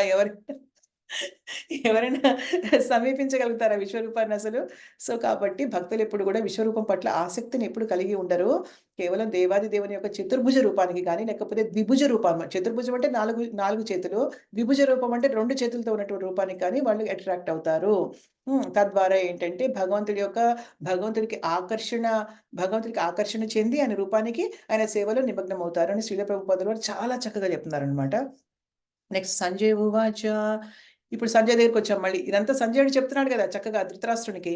ఇత్యర్జునం వాసుదేవస్థ ఇత్వర్జునం వాసుదేవస్య ధోక్త్వా స్వకం రూపం దర్శయామాస భూయః ఆశ్వాసయామాస చ భీతమేనం భూత్వా పునః సౌమ్య వపుర్మహాత్మా. సంజయుడు ధృతరాష్ట్రునితో ఇట్లు పలికారు. దేవాది దేవుడైనటువంటి శ్రీకృష్ణుడు ఆ విధముగా అర్జునుడితో పలికి తన చతుర్భుజ రూపమును తిరిగి ప్రదర్శించాను. తిరిగని ఎందుకన్నారు? ఎవరికైనా ఏమైనా తెలుసా? తిరిగని ఎందుకన్నారు అంటే, ఇప్పుడు టైం లేదు మనకి. ఎందుకంటే ఈరోజు ఇది ఫినిష్ ఆఫ్ చేయాలి. ఇంకొక 5 శ్లోకాలు ఉన్నాయి. సో, తిరిగి ఎందుకని అన్నారంటే, ఒకప్పుడు శ్రీకృష్ణుడు పుట్టినప్పుడు దేవకి వాసుదేవులకి జైల్లో, జైలే కదా తెలుగులో కూడా జైల్లో పుట్టినప్పుడు, అప్పుడు ఆయన ఫస్ట్ అసలు ఎలాగ చతుర్భుజాకారంలో ప్రదర్శితమయ్యారనమాట. చతుర్భుజ విష్ణు ఆకారంలో ఆయన అవతరించారు యాక్చువల్‌గా. అప్పుడు కూడా దేవకి వాసుదేవులు ఇద్దరు కూడా చాలా ప్రార్థనలు అర్పించి చెప్తారు. అప్పుడు దేవకి అంటుంది, నాయనా నువ్విప్పుడు వచ్చావు, నువ్వు విష్ణువు అని తెలిసిపోతుంది. ఇలా ఈ విధంగా నువ్వు ఈ రూపంలో ఉంటే కంసుడు ఈజీగా పట్టేస్తాడు. నిన్ను ఇమ్మీడియేట్‌గా నీకు హాని చేసేస్తాడు. భగవంతుడిని ఎవరు చంపలేరు ఆఫ్‌కోర్స్. నీకు హాని జరుగుతుంది. నువ్వు నా మామూలు రూపంలో నువ్వు ప్రదర్శితం అవ్వవయ్యా నువ్వు 2 చేతుల రూపంలో. అప్పుడైతే నిన్నెవరు ఏమనుకోరు అనంటే అప్పుడు గదా! అందుకని మరింకొకసారి అని చెప్తున్నారు ఇక్కడ. తిరిగి ప్రదర్శించను అంటే మళ్ళీ ప్రదర్శించడం చెప్తున్నాడు. చివరికి భీతుడైనటువంటి అర్జునునకు ఈ విధముగా ఓదార్చుచు అంత్యమున తన ప్రసన్న ద్విభుజ రూపం చూపించారు. ఫస్ట్ విష్ణు రూపాన్ని చూపించారాయన. తర్వాత తన ప్రసన్న రూపాన్ని అంటే ద్విభుజ రూపాన్ని, ఇప్పుడు కృష్ణుడి రూపాన్ని చూపించారు. విష్ణువు అంటే 4 చేతులు. నారాయణుడు అంటే 4 చేతులు. కృష్ణుడు అంటే ఎవరు? 2 చేతులు అన్నమాట. సో, ఇవన్నీ కూడా దేవాది దేవుడు చక్కగా తన శరీరం నుంచి అన్ని ఒక్కొక్క రూపాన్ని చూపిస్తున్నారన్నమాట. ఓకే. ఇప్పుడు రత్నమాల మాతాజీ అయిపోయిన తర్వాత రాజేశ్వరి మాతాజీ, రత్నమాల అయిపోయింది. ఓకే. ధనలక్ష్మి మాతాజీ చదువుతారా మీరు? చదువుతాను మాతాజీ. యాహ్! మీరు చదవండి హరే మాతాజీ. కృష్ణ. యాహ్! మీరు శ్లోకము, అనువాదము, భాష్యము చదవండి మాతాజీ. యాహ్! ఓకే మాతాజీ. సంజయ్ ఉవాచ ఇత్యార్జునం వాసుదేవస్తత్వా సకం రూపం దర్శయామాస భూయః ఆశ్వాసాయమాస చ భీతమేనం భూత్వం పునః సౌమ్య వపుర్మహాత్మా. అనువాదము. సంజయుడు ధృతరాష్ట్రునితో ఇట్లు పలికెను. దేవాది దేవుడైన శ్రీకృష్ణుడు ఆ విధముగా అర్జునునితో పలికి తన చతుర్భుజ రూపమును తిరిగి ప్రదర్శించెను. చివరికి భీతుడైన అర్జునునకు ఆ విధముగా ఓదార్చుచు అంత్యమున తన ప్రసన్న ద్విభుజ రూపమును చూపెను. భాష్యము. శ్రీకృష్ణుడు దేవకీ వసుదేవులకు పుత్రుడుగా అవతరించుచున్నప్పుడు తొలుత చతుర్భుజ నారాయణ రూపమును దర్శనమిచ్చెను. కానీ తల్లిదండ్రులు ప్రార్థింపగానే అతడు తిరిగి సామాన్య శిశువుగా మార్పు నొందెను. అదే విధముగా అర్జునుడు తన చతుర్భుజ రూపమును చూచుటయందు అధిక శక్తిని కలిగి యుండుడని శ్రీకృష్ణుడు ఎరుగును. కానీ అర్జునుడు దానిని చూడగోరుటచే శ్రీకృష్ణుడు తొలుత తన చతుర్భుజ రూపమును చూపి పిదప తన సహజ ద్విభుజ రూపమును ప్రదర్శించెను. ఈ శ్లోకమున సౌమ్యవపు అను పదము మిక్కిలి ప్రధానమైనది. సౌమ్యవపు అనగా మిక్కిలి సుందరమైన రూపము గలవాడని అర్థము. శ్రీకృష్ణుడు ధరిత్రిపై ప్రత్యక్షమైనప్పుడు ప్రతి ఒక్కరూ అతని సుందర రూపముచే ఆకర్షింపబడిరి. శ్రీకృష్ణుడు విశ్వ నిర్దేశకుడగుటచే తన భక్తుడైన అర్జునుని భయమును తొలగించి అతనికి తిరిగి తన సుందర ప్రసన్న రూపమును చూపెను. బ్రహ్మ సంహిత 5.38 యందు ప్రేమాంజనచూరిత భక్తి విలోచననే ప్రేమ అను అంజమును కాటుకను కనులకు పూసుకొనిన వాడై శ్రీకృష్ణ భగవానుని దివ్య సుందర రూపమును చూడగలడు అని చెప్పబడినది. Thank you. హరే కృష్ణ మాతాజీ. హరే కృష్ణ. థ్యాంక్ యూ మాతాజీ. Thank you so much. జై. సో ఇప్పుడు మనం చర్చించాం కదా ఆల్రెడీ. ఇంతకుముందు దేవకి, వసుదేవులకి ఎలా భగవంతుడు నారాయణ రూపంలో దర్శనం ఇచ్చాడు 4 చేతులతోటి అని అని ఇప్పుడు ఈయన కూడా అడుగుతున్నారు కాబట్టి ఈయనకు కూడా చూపిద్దాం అనుకుంటున్నారు. శ్రీకృష్ణుడు ఏంటంటే మిక్కిలి సుందరమైనటువంటి, అది కూడా చర్చించాం మనం అనుకోకుండా యాక్చువల్‌గా, సుందరమైనటువంటి రూపం కలవాడు కదా! ఆయన చాలా అద్భుతమైనటువంటి ఆకర్షణ కలుగుతుంది ఆయన్ని చూస్తే నిజంగా ఎవరికైనా కూడాను. కొంచెం భక్తి ఉన్న వాళ్ళకి, నిజంగా చాంటింగ్ చేసే వాళ్ళకి, నామం తీసుకునే వాళ్ళకి ప్రతిరోజు ఆయన రూపానికి విపరీతంగా ఆకర్షితులవుతారనమాట. ఆ! ఆహ్, అందుకనే భగవంతుడు తిరిగి మళ్ళీ ఆయన భయాన్ని తొలగించి తన తన మామూలు రూపాన్ని చూపించారు అని చెప్తున్నారు. బ్రహ్మ సంహితలో చెప్పారు కదా! మనం చదివాం చాలా సార్లు. ప్రేమాంజన చూరిత భక్తి విలోచనేన శాంతశదైవ హృదయేషు విలోకయంతి యం శ్యామ సుందరమచించ గుణస్వరూపం గోవిందమాది పురుషం తమహం భజామి. శ్రీకృష్ణుడికి ఎవరైతే ప్రేమ అనే ఒక అంజనాన్ని కళ్ళకి రాసుకుంటారో వాళ్ళకి మాత్రమే ఆయన అద్భుతమైనటువంటి సందర్శన కలుగుతుంది. దివ్య సుందర రూపాన్ని చూడగలుగుతున్నాడు అని చెప్తున్నారు. మనం ఇంతకుముందు చాలాసార్లు చర్చించాం ఇది. నెక్స్ట్ శ్లోకానికి వెళ్దాం. అర్జున ఉవాచ, అర్జునుడు చెప్తాడు ఇప్పుడు. దృష్ట్వేద్వం మానుషం రూపం తవ సౌమ్యం జనార్దన ఇదానీమస్మి సంవృత్తః సచేతః ప్రకృతిం గతః. ఇది 11.51 కదా. ఇంతకు ముందు మనం అదే 55 శ్లోకం. ఓకే. ఈ విధంగా అర్జునుడు శ్రీకృష్ణుని ఆద్య రూపమును గాంచినంతనే ఇట్లు పలికిన, ఓ జనార్దన, అత్యంత సుందరమైనటువంటి ఈ నీ మానవ రూపమును గాంచి శాంత చిత్తుడనైన సహజ స్వభావాన్ని పొందితిని. ఇప్పుడు మళ్ళీ కూల్గా ప్రశాంతంగా అయిపోయాడు. ఆద్య రూపం అంటే ఏంటి? ఒరిజినల్ రూపం అనమాట. ఎప్పుడైతే ఫస్ట్ మామూలుగా ఎలా ఉంటుందో ద్విభుజ రూపం అనమాట. చతుర్భుజ రూపం చూపించారు, మళ్ళీ ద్విభుజ రూపం కూడా చూపించారని మనం ఆల్రెడీ చర్చించాం కదా. సో ద్విభుజ రూపాన్ని మళ్ళీ చూసేటప్పటికి ఆయనకి ప్రశాంతంగా, శాంతంగా, హ్యాపీగా ఉన్నారనమాట. అది ఓకే. ఎవరు మనకి ఇప్పుడు చదివి ధనలక్ష్మి మాతాజీ తర్వాత కమల కుమారి మాతాజీ ప్లీజ్ చదవండి. ఓకే మాతాజీ. అర్జున ఉవాచ దృష్ట్వేదం మానుషం రూపం తవ సౌమ్యం జనార్దన ఇదానీమస్మి సంవృత్తః సచేతాః ప్రకృతిం గతః. అనువాదం. ఆ విధముగా అర్జునుడు శ్రీకృష్ణుని ఆద్యరూపమును గాంచినంతని ఇట్లు పలికిన, ఓ జనార్దన, అత్యంత సుందరమైన ఈ మానవ రూపమును గాంచి శాంత చిత్తుడనైన నా సహజ స్వభావమును పొందుతుని. మానవ రూపం అంటే ఇక్కడ మనం నిజంగా భాష్యము. మానవ రూపం కాదు, భగవంతుడు మానవ రూపంలో అవతరించారనమాట. చూడ్డానికి మానవ రూపంలో ఉంది కానీ ఆయన ఆధ్యాత్మిక రూపమే అయిందనమాట. ఎస్ మాతాజీ. ఎస్. ఇక్కడ మానుష రూపం అను పదములు దేవాది దేవుడైన శ్రీకృష్ణుడు సహజముగా ద్విభుజుడను విషయమును స్పష్టముగా సూచించున్నవి.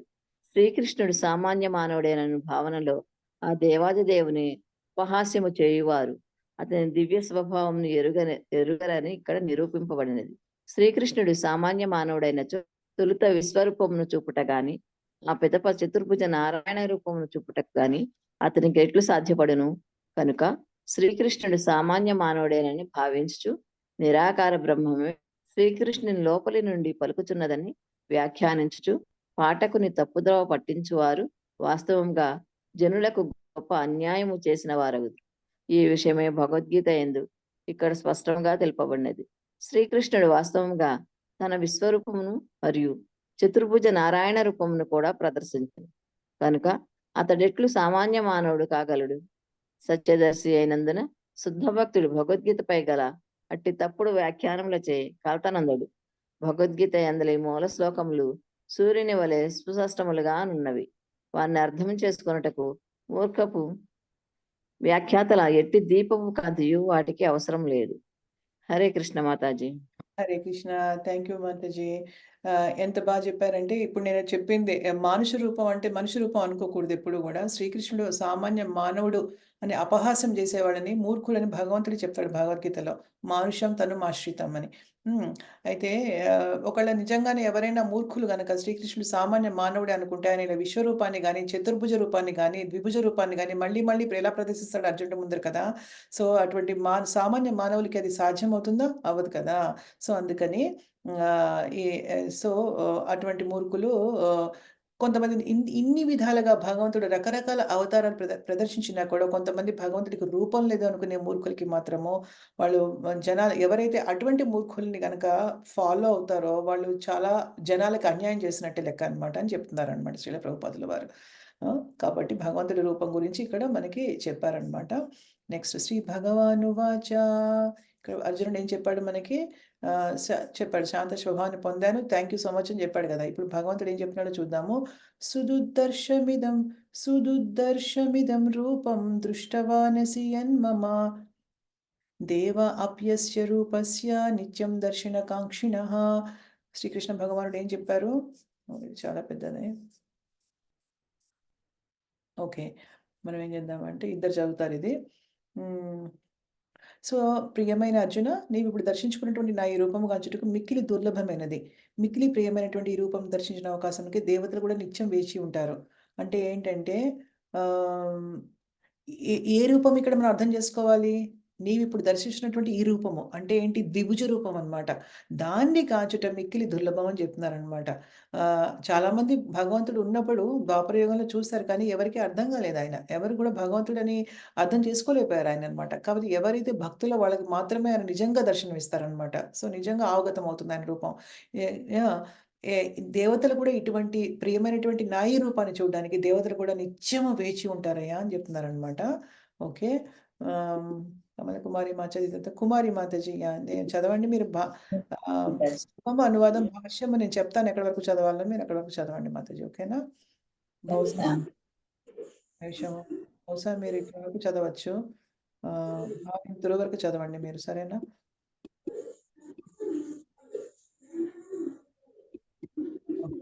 మాతాజీ ఇంకో మాతాజీ ఉన్నారు, కొత్తగా వచ్చారు ఈ రోజు. మాతాజీ వచ్చారు. అనురాధ మాతాజీ మా ఫ్రెండ్ అన్నమాట ఆవిడ. వాళ్ళ అమ్మగారు జాయిన్ అయ్యారు. వాళ్ళ అమ్మగారిని జాయిన్ చేశారు. వాళ్ళ అమ్మగారు చదవలేరుట. వాళ్ళ అమ్మగారు ఇప్పుడు తన దగ్గర ఉన్నారు. ఈ మాతాజీ ఉంటారనమాట. చదవలేరు వాళ్ళ అమ్మగారు. ఊరికే జాయిన్ అయ్యి వింటారు మాతాజీ అని చెప్పారనమాట. ఓకేనా?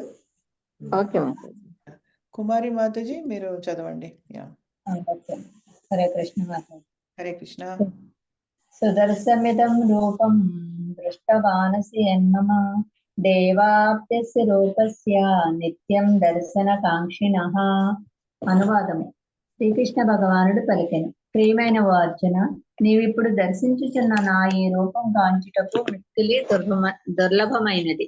మిక్కిలి ప్రియమైన ఈ రూపమును దర్శించు అవకాశమునకై దేవతలు కూడా నిత్యము వేచి ఉందురు. భాష్యం. ఈ అధ్యాయం నందలి 48వ శ్లోకమున శ్రీకృష్ణ భగవానుడు తన విశ్వరూపం ప్రదర్శనమును ముగించి అట్టి తన విశ్వరూపము అనేకమైన పుణ్యకార్యములు యజ్ఞాతులచే కూడా దర్శింప సాధ్యము కానిదని అర్జునులకు తెలిపెను. ఇక్కడ సుదర్శనము అను పదము శ్రీకృష్ణుని ద్విభుజ రూపము మరింత రహస్యమైనదని సూచించుచున్నది. తపస్సు, వేదాధ్యయనమున, తాత్విక చింతనము లేదా కల్పనము అలనడి వివిధ కార్యములలో స్వల్పముగా భక్తియుక్త సేవను కూడా మిళితము చేయుట ద్వారా ఎవరైనాను శ్రీకృష్ణుని విశ్వరూపమును దర్శింపగలుగుదురు. కానీ ఇదివరకే వివరింపబడినట్లు భక్తి లేకుండా మాత్రము అది సాధ్యము కాదు. అట్టి విశ్వరూప సందర్శనమునకు అతీతమైన శ్రీకృష్ణుని ద్విభుజ రూపమును దర్శించుట బ్రహ్మ, శివుడు వంటి దేవతలకు కూడా మిక్కిలి దుర్లభము. సదా వారు అతన్ని గోరుదురు అనుటకు శ్రీమద్భాగవతమునందు మనకు ఆధారములు లభించును. శ్రీకృష్ణుడు తన తల్లి అయిన దేవకీ గర్భమునందు ఉన్నప్పుడు స్వర్గము నుండి దేవతలందరూ ఆ అద్భుతమును చూడవచ్చి భగవానుడు దృష్టికి గోచరింపకున్నను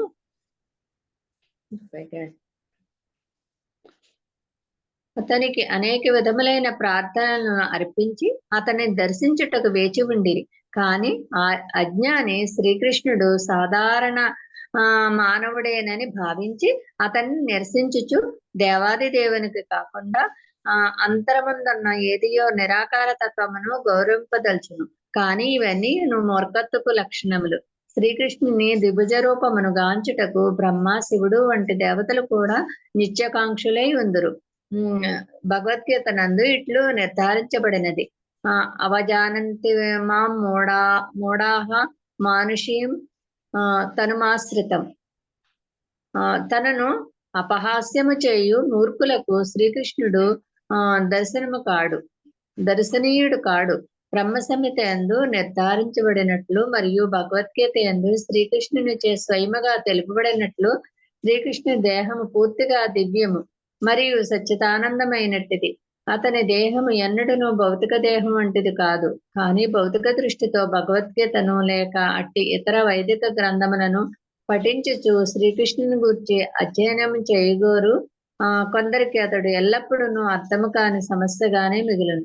ఈ విధమైన భౌతిక విధానమును అవలంబించు వారికి శ్రీకృష్ణుడు గొప్ప చారిత్రక పురుషుడు, గొప్ప తత్వవేత్త మాత్రమే. జై థ్యాంక్ యూ మాతాజీ, థ్యాంక్ యూ సో మచ్.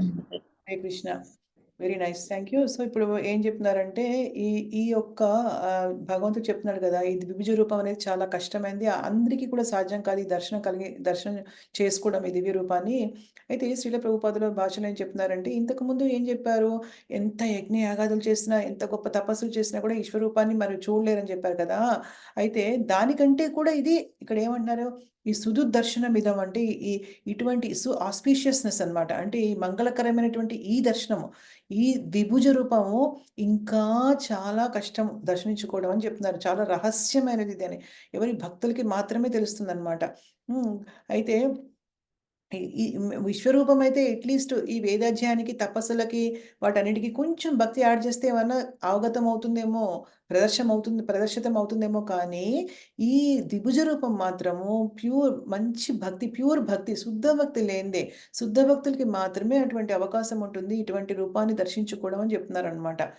అయితే ఇటువంటి ఇది ఈ ఈ ద్విభుజ రూపం అనేది ఏదైతే ఉందో అది ఈ విశ్వరూపానికి అతీతమైందనమాట. అంటే దానికంటే చాలా చాలా మించి ఉన్నదనమాట.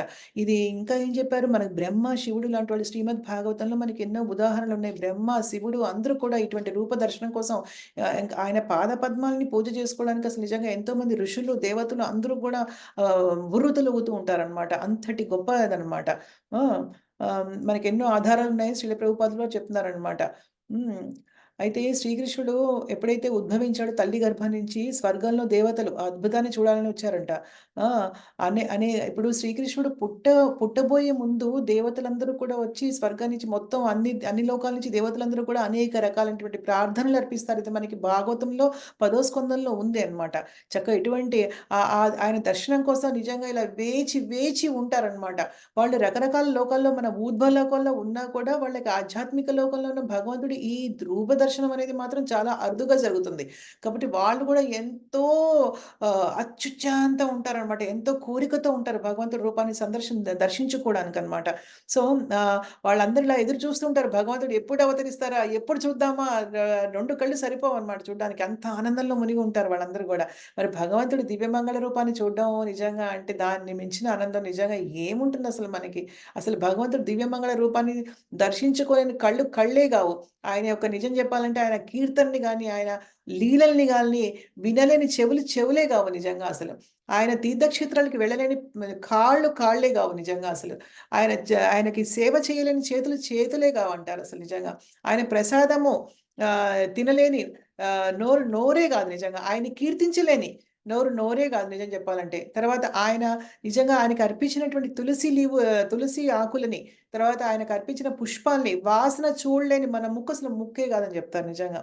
సో ఇవన్నీ నిజంగా ఫుల్ఫిల్ చేసిన వాళ్ళు, అంటే ఇవన్నీ కూడా తెలుగులో నాకు అర్థం కాదు. ఇవన్నిటిని పాటించిన వాళ్ళు ఎవరున్నారు, అంబరీష్ మహారాజు తన ప్రతి ఒక్క అవయవం, తన శరీరంలో ప్రతి ఒక్క అవయవాన్ని భగవంతుడి సేవ కోసం కంప్లీట్ గా వినియోగించి శుద్ధ భక్తుడు ఆయన నిజంగా అసలు. కాబట్టి దుర్గాసముని కూడా ఆయన ఏం చేయలేకపోయాడు అనమాట. అనవసరంగా దుర్గాసముని కోపగించుకుని ఆయన మీద విష్ణువు చేత సుదర్శన చక్రం వేయించుకుని ఎక్కడికి చివరికి గతి లేక మళ్ళీ అంబరీష మహారాజుని క్షమించమని అడుగుతాడు కదా, అవన్నీ మనకు తెలుసు కదా.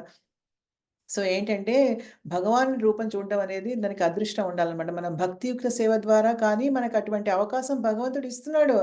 మనలాంటి వాళ్ళకి మనం ఎన్నో జన్మలు తీసి ఎంతో పాపాలు చేసుకుని ఉన్నాం మనం అందరం కూడా. మన ఆత్మ అనేది ఎంతో కవర్ అయిపోయి ఉంది.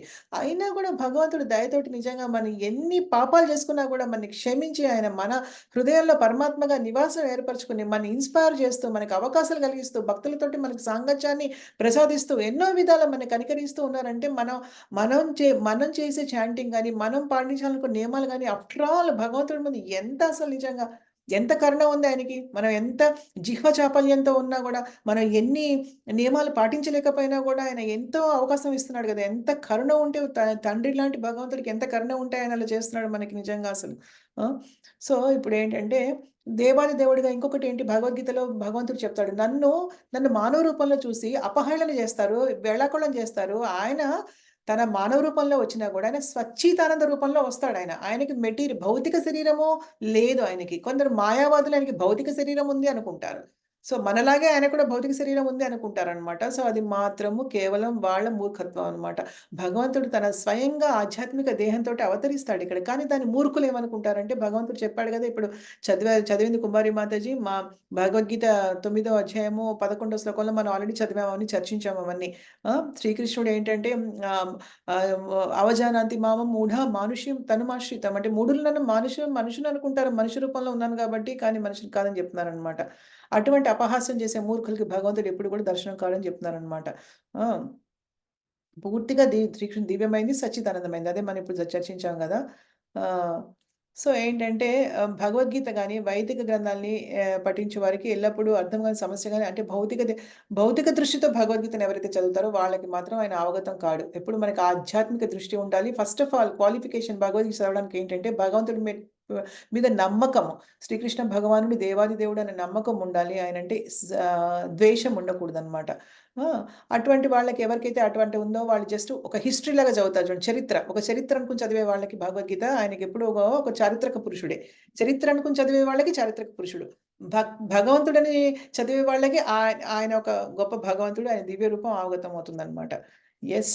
కుమారి మాతాజీ తర్వాత లక్ష్మీ మాతాజీ రైట్? లక్ష్మీ మాతాజీ మీరు ఒకసారి రూపం అనే వస్తుంది. భగవంతుడి రూపం అంటే ఇంక రూపమే వస్తుంది నాకైతే. ఆ!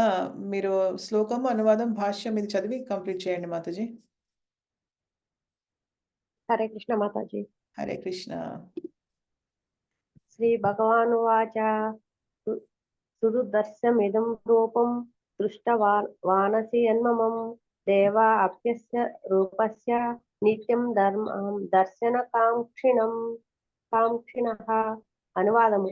శ్రీకృష్ణ భగవానుడు పలికిను, ప్రియమైన ఓ అర్జున, నీవిప్పుడు దర్శించుచున్న నా ఈ రూపము గాంచుటకు మిక్కిలి దుర్లభమైనది. మిక్కిలి ప్రియమైన ఈ రూపమును దర్శించున అవకాశమునకై దేవతలు కూడా నిత్యము వేచియుందురు. భాష్యము. ఈ అధ్యాయం ఇక్కడ కాదు, మీరు ఇక్కడి నుంచి చదవాలి. శ్రీకృష్ణుడు ఇక్కడి నుంచి చదివి ఇది ఫినిష్ అప్ చేయండి. ఇక్కడి నుంచి శ్రీకృష్ణుడు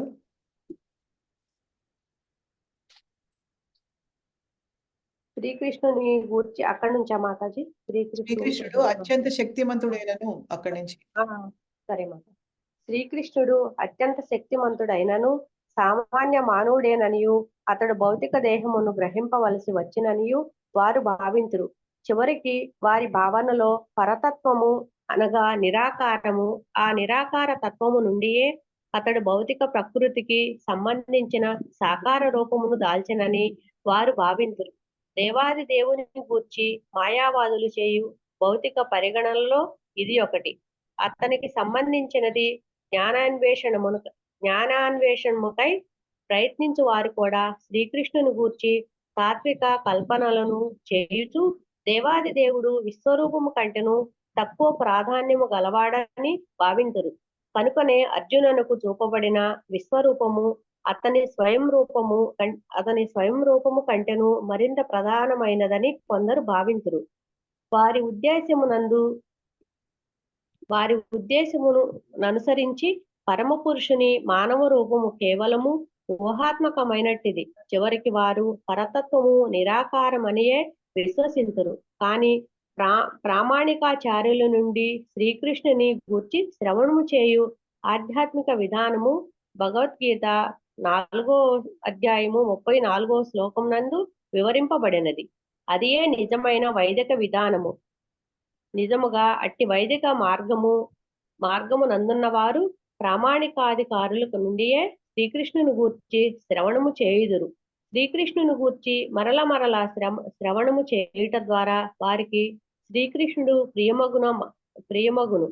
మనము పలుమార్లు ఇదివరకే చర్చించినట్లుగా శ్రీకృష్ణుడు తన తన యోగమాయ శక్తిచే కప్పబడి ఉన్నందున సర్వులకు దర్శనీయుడు గాని విదితుడు గాని కాజాలడు. ఎవరికైతే అతడు తనను ప్రకటింపదలుచుకునునో వారే అతనిని గాంచగలుగుదురు. వేద వేదవాధ్యాయమునందు ఈ విషయము నిర్ధారింపబడింది. శరణాగతి చేసుకొనిన వానికే పరతత్వము వాస్తవముగా అవగతమగును. కృష్ణ చైతన్యవంతుడైన శుద్ధ భక్తుడు సదా శ్రీకృష్ణ భగవానునికి భక్తియుక్త సేవ చేయుట చేతను దివ్య దృష్టిని పొంది శ్రీకృష్ణుడే స్వయముగా వ్యక్తమగుట చేతను అతనిని గాంచగలడు. అట్టిది దేవతలకు కూడా సాధ్యము కాదు. కనుక వారికి కూడా శ్రీకృష్ణుని అర్థము చేసుకొనుట దుర్లభము. కనుకనే ఉత్తమములైన దేవతలు నిత్యము శ్రీకృష్ణుని ద్విభుజ రూపమును దర్శించుటను కాంక్షింతురు. సారాంశమేమనగా శ్రీకృష్ణుని విశ్వరూపమును దర్శించుట మిక్కిలి దుర్లభము మరియు ఎవరికి సాధ్యము కానిదైనను అతని స్వయం స్వరూపమైన శ్యామసుందర రూపమును అవగాహన చేసుకొనుటకు అంతకంటేనూ దుర్లభము. హరే కృష్ణ మాతాజీ. జై. Thank you so much Mataji. Thank you so much. So ఇక్కడ మనం ఇప్పుడు దీంట్లో మనం ఇంకా చర్చించవలసింది ఏంటంటే ఎంత బాగుందో ఈ పర్పట్స్, నిజంగా చాలా బాగున్నాయి ఈ భాషలన్నీ కూడా. ఇంతకుముందు మనం ఎక్కడి వరకు చేసామంటే యా చారిత్రక పురుషుడు అనుకుంటారు కదా, గొప్ప తత్వమేత్ర మాత్రమే అనుకుంటారు ఎవరికైతే. కానీ శ్రీకృష్ణుడు ఎంత శక్తివంతుడైనా కూడా సామాన్య మానవుడు అని భావిస్తారు. తర్వాత అంతకంటే ఇంకొకటి ఏంటంటే వారి భావనలో పరతత్వము అంటే భగవంతుడు అంటే వాళ్ళకి ఏంటంటే నిరాకారం లేదు. వాళ్ళు ఏమనుకుంటారంటే ఆ నిరాకార తత్వం ఏదైతే ఉంటుందో దాని నుంచి భౌతిక రూపం వస్తుంది. భగవంతుడు ఇక్కడికి అవతరించినప్పుడు ఈ భౌతిక ప్రపంచంలో ఆయన యొక్క నిరాకారం నుంచి, ఆకారం లేని నుంచి ఒక ఆకారం పుట్టుకొస్తుంట, భౌతిక ఆకారం. ఏమైనా అర్థం ఉందా దానికి? అలా వస్తుంది, అదే భగవంతుడు. మళ్ళీ ఇక్కడ ఒక ఉద్దేశం నెరవేరిన తర్వాత మళ్ళీ అది నిరాకారం అయిపోతుంది అని వాళ్ళ ఉద్దేశం అనమాట. సో అది యాక్చువల్గా మాయావాదులు ఇల్యూజన్ అనమాట, మాయని ప్రబోధించేవాళ్ళు అనమాట. సో అలాగే జ్ఞాన అన్వేషణ కోసం ప్రయత్నించే వాళ్ళు కూడా వాళ్ళు విశ్వరూపము కంటే కూడా భగవంతుడి తక్కువ ప్రాధాన్యం కలిగిన వాడు అని అనుకుంటారు. వాళ్ళు కూడా భగవంతుడికి రూపం లేదని అనుకుంటారు అనమాట. సో అది కూడా కరెక్ట్ కాదు అసలు, నిజం చెప్పాలంటే. వాళ్ళ ఉద్దేశంలో ఏంటంటే ఈ పరమ పురుషుని మానవ రూపము కేవలం ఊహాత్మకమైనదన్నమాట. అంటే ఈ నిజమైన రూపము కాదు అనుకుంటారు. వేరాజ్ నిజం చెప్పాలంటే భగవంతుడికి సచ్చితానందమైనటువంటి రూపం ఉంది. కానీ అది ఎవరికి మాత్రం అర్థమవుతుంది? కేవలం ప్రామాణిక ఆచార్యుల నుంచి శ్రీకృష్ణుని గురించి శ్రవణము చేసే వాళ్ళకి, భగవద్గీతని వినే వాళ్ళకి, అంటే ఒక ప్రామాణికత కలిగినటువంటి గురు శిక్ష పరంపరలో భగవద్గీతను వినే వాళ్ళకి మాత్రమే నిజమైనటువంటి జ్ఞానం కలిగి భగవంతుడి రూపం గురించి అవగతం అవుతుంది. వేరే ఎవరికి? ఇది వైదిక విధానం. అంటే వేదిక విధానం అనుకోవచ్చు, వేదాల విధానం అనుకోవచ్చు వైదిక విధానం అంటే. అట్టి వైదిక మార్గంలో ఉన్న వాళ్ళు ఇలా ప్రామాణికత కలిగినటువంటి అధికారుల నుంచి కనుక శ్రీకృష్ణుని గురించి శ్రవణం చేసినప్పుడు వాళ్ళకి మాత్రమే అర్థమవుతుంది. ఇలా శ్రీకృష్ణుని గురించి భగవద్గీత ద్వారా మరలా మళ్ళీ వినడం ద్వారా వాళ్ళకి భగవంతుడి గురించి చక్కగా తన యోగ మాయాశక్తి చేత భగవంతుడు అంటే తన ఆధ్యాత్మిక శక్తి ద్వారా వాళ్ళకి ప్రకటమవుతాడు, తాను ప్రకటించుకుంటాడు. భగవంతుడు ఏంటంటే అందరికీ తను ప్రకటించకూడదు, ఆయన ఇష్టము. ఆయన ఎవరికి ప్రకటన అవ్వాలనుకుంటే వాళ్ళకి ప్రకటన అవుతాడు. శుద్ధ భక్తులకి అంటే ఏంటంటే నామం తీసుకోవడం ద్వారా ఎప్పుడైతే మన ఆత్మని మనం పరిశుద్ధం చేసుకుంటామో అప్పుడు భగవంతుడు మనకి ప్రకటన అవుతాడు. అది కూడా ఆయన కోరిక ద్వారా. ఆయనకు అనిపించాలి నేను ప్రకటన అవ్వాలి వీళ్ళకి అని, ఆయన దృష్టిని మనం ఆకర్షించాలి. మన భక్తితో మాత్రమే ఆయన ఆకర్షించగలుగుతాం అనమాట. మన భక్తితో మనం ఆకర్షించగలుగుతాం కాబట్టి కేవలం భక్తి ఉన్న వాళ్ళు మాత్రమే భగవంతుడిని సంతోషపరిచి, తృప్తిపరిచి భగవంతుడి రూపాన్ని దర్శించుకోగలుగుతారు అని చెప్తున్నారు అనమాట. అటువంటి దివ్య దృష్టి ఉంటే దేవతలు కూడా భగవంతుని దర్శించుకోలేరు. ఎందుకంటే ఏమవుతుందంటే దేవతలు వాళ్ళ కర్తవ్య నిర్వహణలో ఉన్న భగవంతుడితోటి వాళ్ళకి అక్కడ దేవతల లోకాల్లో వాళ్ళకి చాలా సౌకర్యవంతంగా ఉంటుందన్నమాట. విలాసవంతంగా ఉంటుంది. వాళ్ళ భవనాలు గాని, వాళ్ళకి దాసీలు కానీ, వాళ్ళకి సౌకర్యాలు గాని చాలా విలాసవంతంగా ఉంటాయన్నమాట. వాటి మధ్య భగవంతుని పెట్టుకోవడం చాలా కష్టము. ఈ మనుష్య జీవితంలో ఈ భూమిలో మాత్రమే, ఈ ఎర్త్ ప్లానెట్ అంటారు కదా! ఈ భూలోకంలో మాత్రమే మనకేంటంటే భగవంతుడిని నిజంగా మనం గుర్తుపెట్టుకోవడానికి మంచి అవకాశం ఉంటుంది. భక్తియుక్తలో సేవలో నిమగ్నం అవ్వడానికి అవకాశం ఇక్కడే ఉంటుంది. ఎందుకంటే మనమే ఆలోచించుకుంటే మనకి ఏ కష్టాలు లేకుండా మనం ఇక్కడ దర్జాగా ఉన్నాం అనుకోండి, మనకు భగవంతుడు గుర్తురాడు. ఇంకా వాట్ టు స్పీక్ ఆఫ్ ఊర్ధ్వలోకాలు. అంటే ఊర్ధ్వలోకాల గురించి మాట్లాడాలంటే ఉన్నత లోకాల గురించి ఎంత లగ్జరీ ఉంటుందండి. ఎంత సౌకర్యాలుంటాయంటే వైభవోపేతంగా ఉంటాయన్నమాట అవి. సో, వాటి మధ్య ఉన్నప్పుడు మనకసలు భగవంతుడు గుర్తురాడు కాబట్టి వాళ్ళు కూడా ఏంటంటే దేవతలు కూడా నిత్యం భగవంతుడిని అందుకే వాళ్ళు కూడా దర్శించుకోవాలనుకుంటారనమాట. ఇదొక కారణం. కానీ యూజువల్‌గా ఏంటంటే ఇది శుద్ధ భక్తులకి మాత్రమే పొందే అపురూపమైనటువంటి అవకాశం అనమాట అని చెప్తున్నారనమాట. సో, ఏంటంటే ఎవరికైనా కూడా విశ్వరూపం అసలు దర్శితమే చాలా దుర్లభము. ఇంకా అసలు ఇంకా ద్విభుజ రూప దర్శనం ఇంకా దుర్లభం అని చెప్తున్నారనమాట. కానీ భక్తులకి తలుచుకుంటే అయ్యేదేమీ లేదు. సో, ఈరోజు మనం యాక్చువల్‌గా ఇంక ఇక్కడితో ఆపుదాము. ఎందుకంటే నాకు కొంచెం అలసటగా ఉంది ఇంకా. ఆహ్, నా నేను అనుకున్నాను ఇంకా మొత్తం ఇంకా 3 శ్లోకాలున్నాయి. 2 శ్లోకాలు చాలా పెద్దవి దీంట్లో. 2 శ్లోకాలు చాలా పెద్దవి. ఒక శ్లోకం కొంచెం చిన్నగా ఉంది. కానీ ఇంకా ఆ 3 ఇంకా నెక్స్ట్ వీక్ ఉంచుదాము. వీలైతే నెక్స్ట్ వీక్ అదయిన తర్వాత 12వ అధ్యాయం మొదలు పెడదాము ఇంకా. 3 శ్లోకాలు అయిన తర్వాత టైం ఉంటే కొంచెం అది మొదలు పెడదాము. లేదు ఒక గంటలోనే 3 శ్లోకాలకి గంట పట్టిందనుకోండి, మనం ఆపేసి ఆ నెక్స్ట్ వీక్ నుంచి మొదలెడదాము. నేను ఎప్పటికెప్పుడు లాస్ట్ వీకే నేనసలు 55 శ్లోకాలు ముగిద్దాం అనుకున్నాను. లాస్ట్ వీక్ అవ్వలేదు. ఈ వీక్ నేను ఖచ్చితంగా ముగిద్దాం అనుకున్నాను. కానీ ఇప్పటికే గంటన్నర అయింది మనకి యాక్చువల్‌గా. ఇంకో 5 నిమిషాలు తక్కువ గంటన్నర అవుతుంది. సో, అందుకని ఇంకా భక్తులందరికీ నమస్కారం. ఇక్కడితో ఆపుతున్నాను. సో, అనురాధ మాతాజీ, మీ అమ్మగారున్నారా? మీరేమన్నా మాకు పరిచయం చేస్తారా? మీ అమ్మగారిని చూపిస్తారా ఏమన్నా? మాతాజీ ఉంటే అడుగుదాము. మాతాజీ యాక్చువల్‌గా వాళ్ళ అమ్మగారిని జాయిన్ చేస్తా అన్నారు. కానీ ఆవిడ ఉన్నారో లేదో తెలీదు. ఆహ్, ఒకసారి ట్రై చేస్తాను. ఆవిడనేమైనా చూపిస్తారేమోనని. అనురాధ మాతాజీ? బహుశా ఆవిడ లేరనుకుంటా. వాళ్ళ అమ్మగారు ఉన్నట్టున్నారు. ఓకే. No problem. సరే, ఎవరికైనా ఏమైనా ప్రశ్నలున్నాయా? ఏమైనా ప్రశ్నలున్నాయా? ఏమైనా షేర్ చేసుకోవాలా నాతోటి? చెప్పండి. ఏమైనా ఉన్నాయంటే ఉందాము. లేదంటే మనం ఇక్కడితో క్లాస్ ఎండ్ చేద్దాం ఇంకా. నేను రికార్డింగ్ ఆపుతాను ఫస్టు.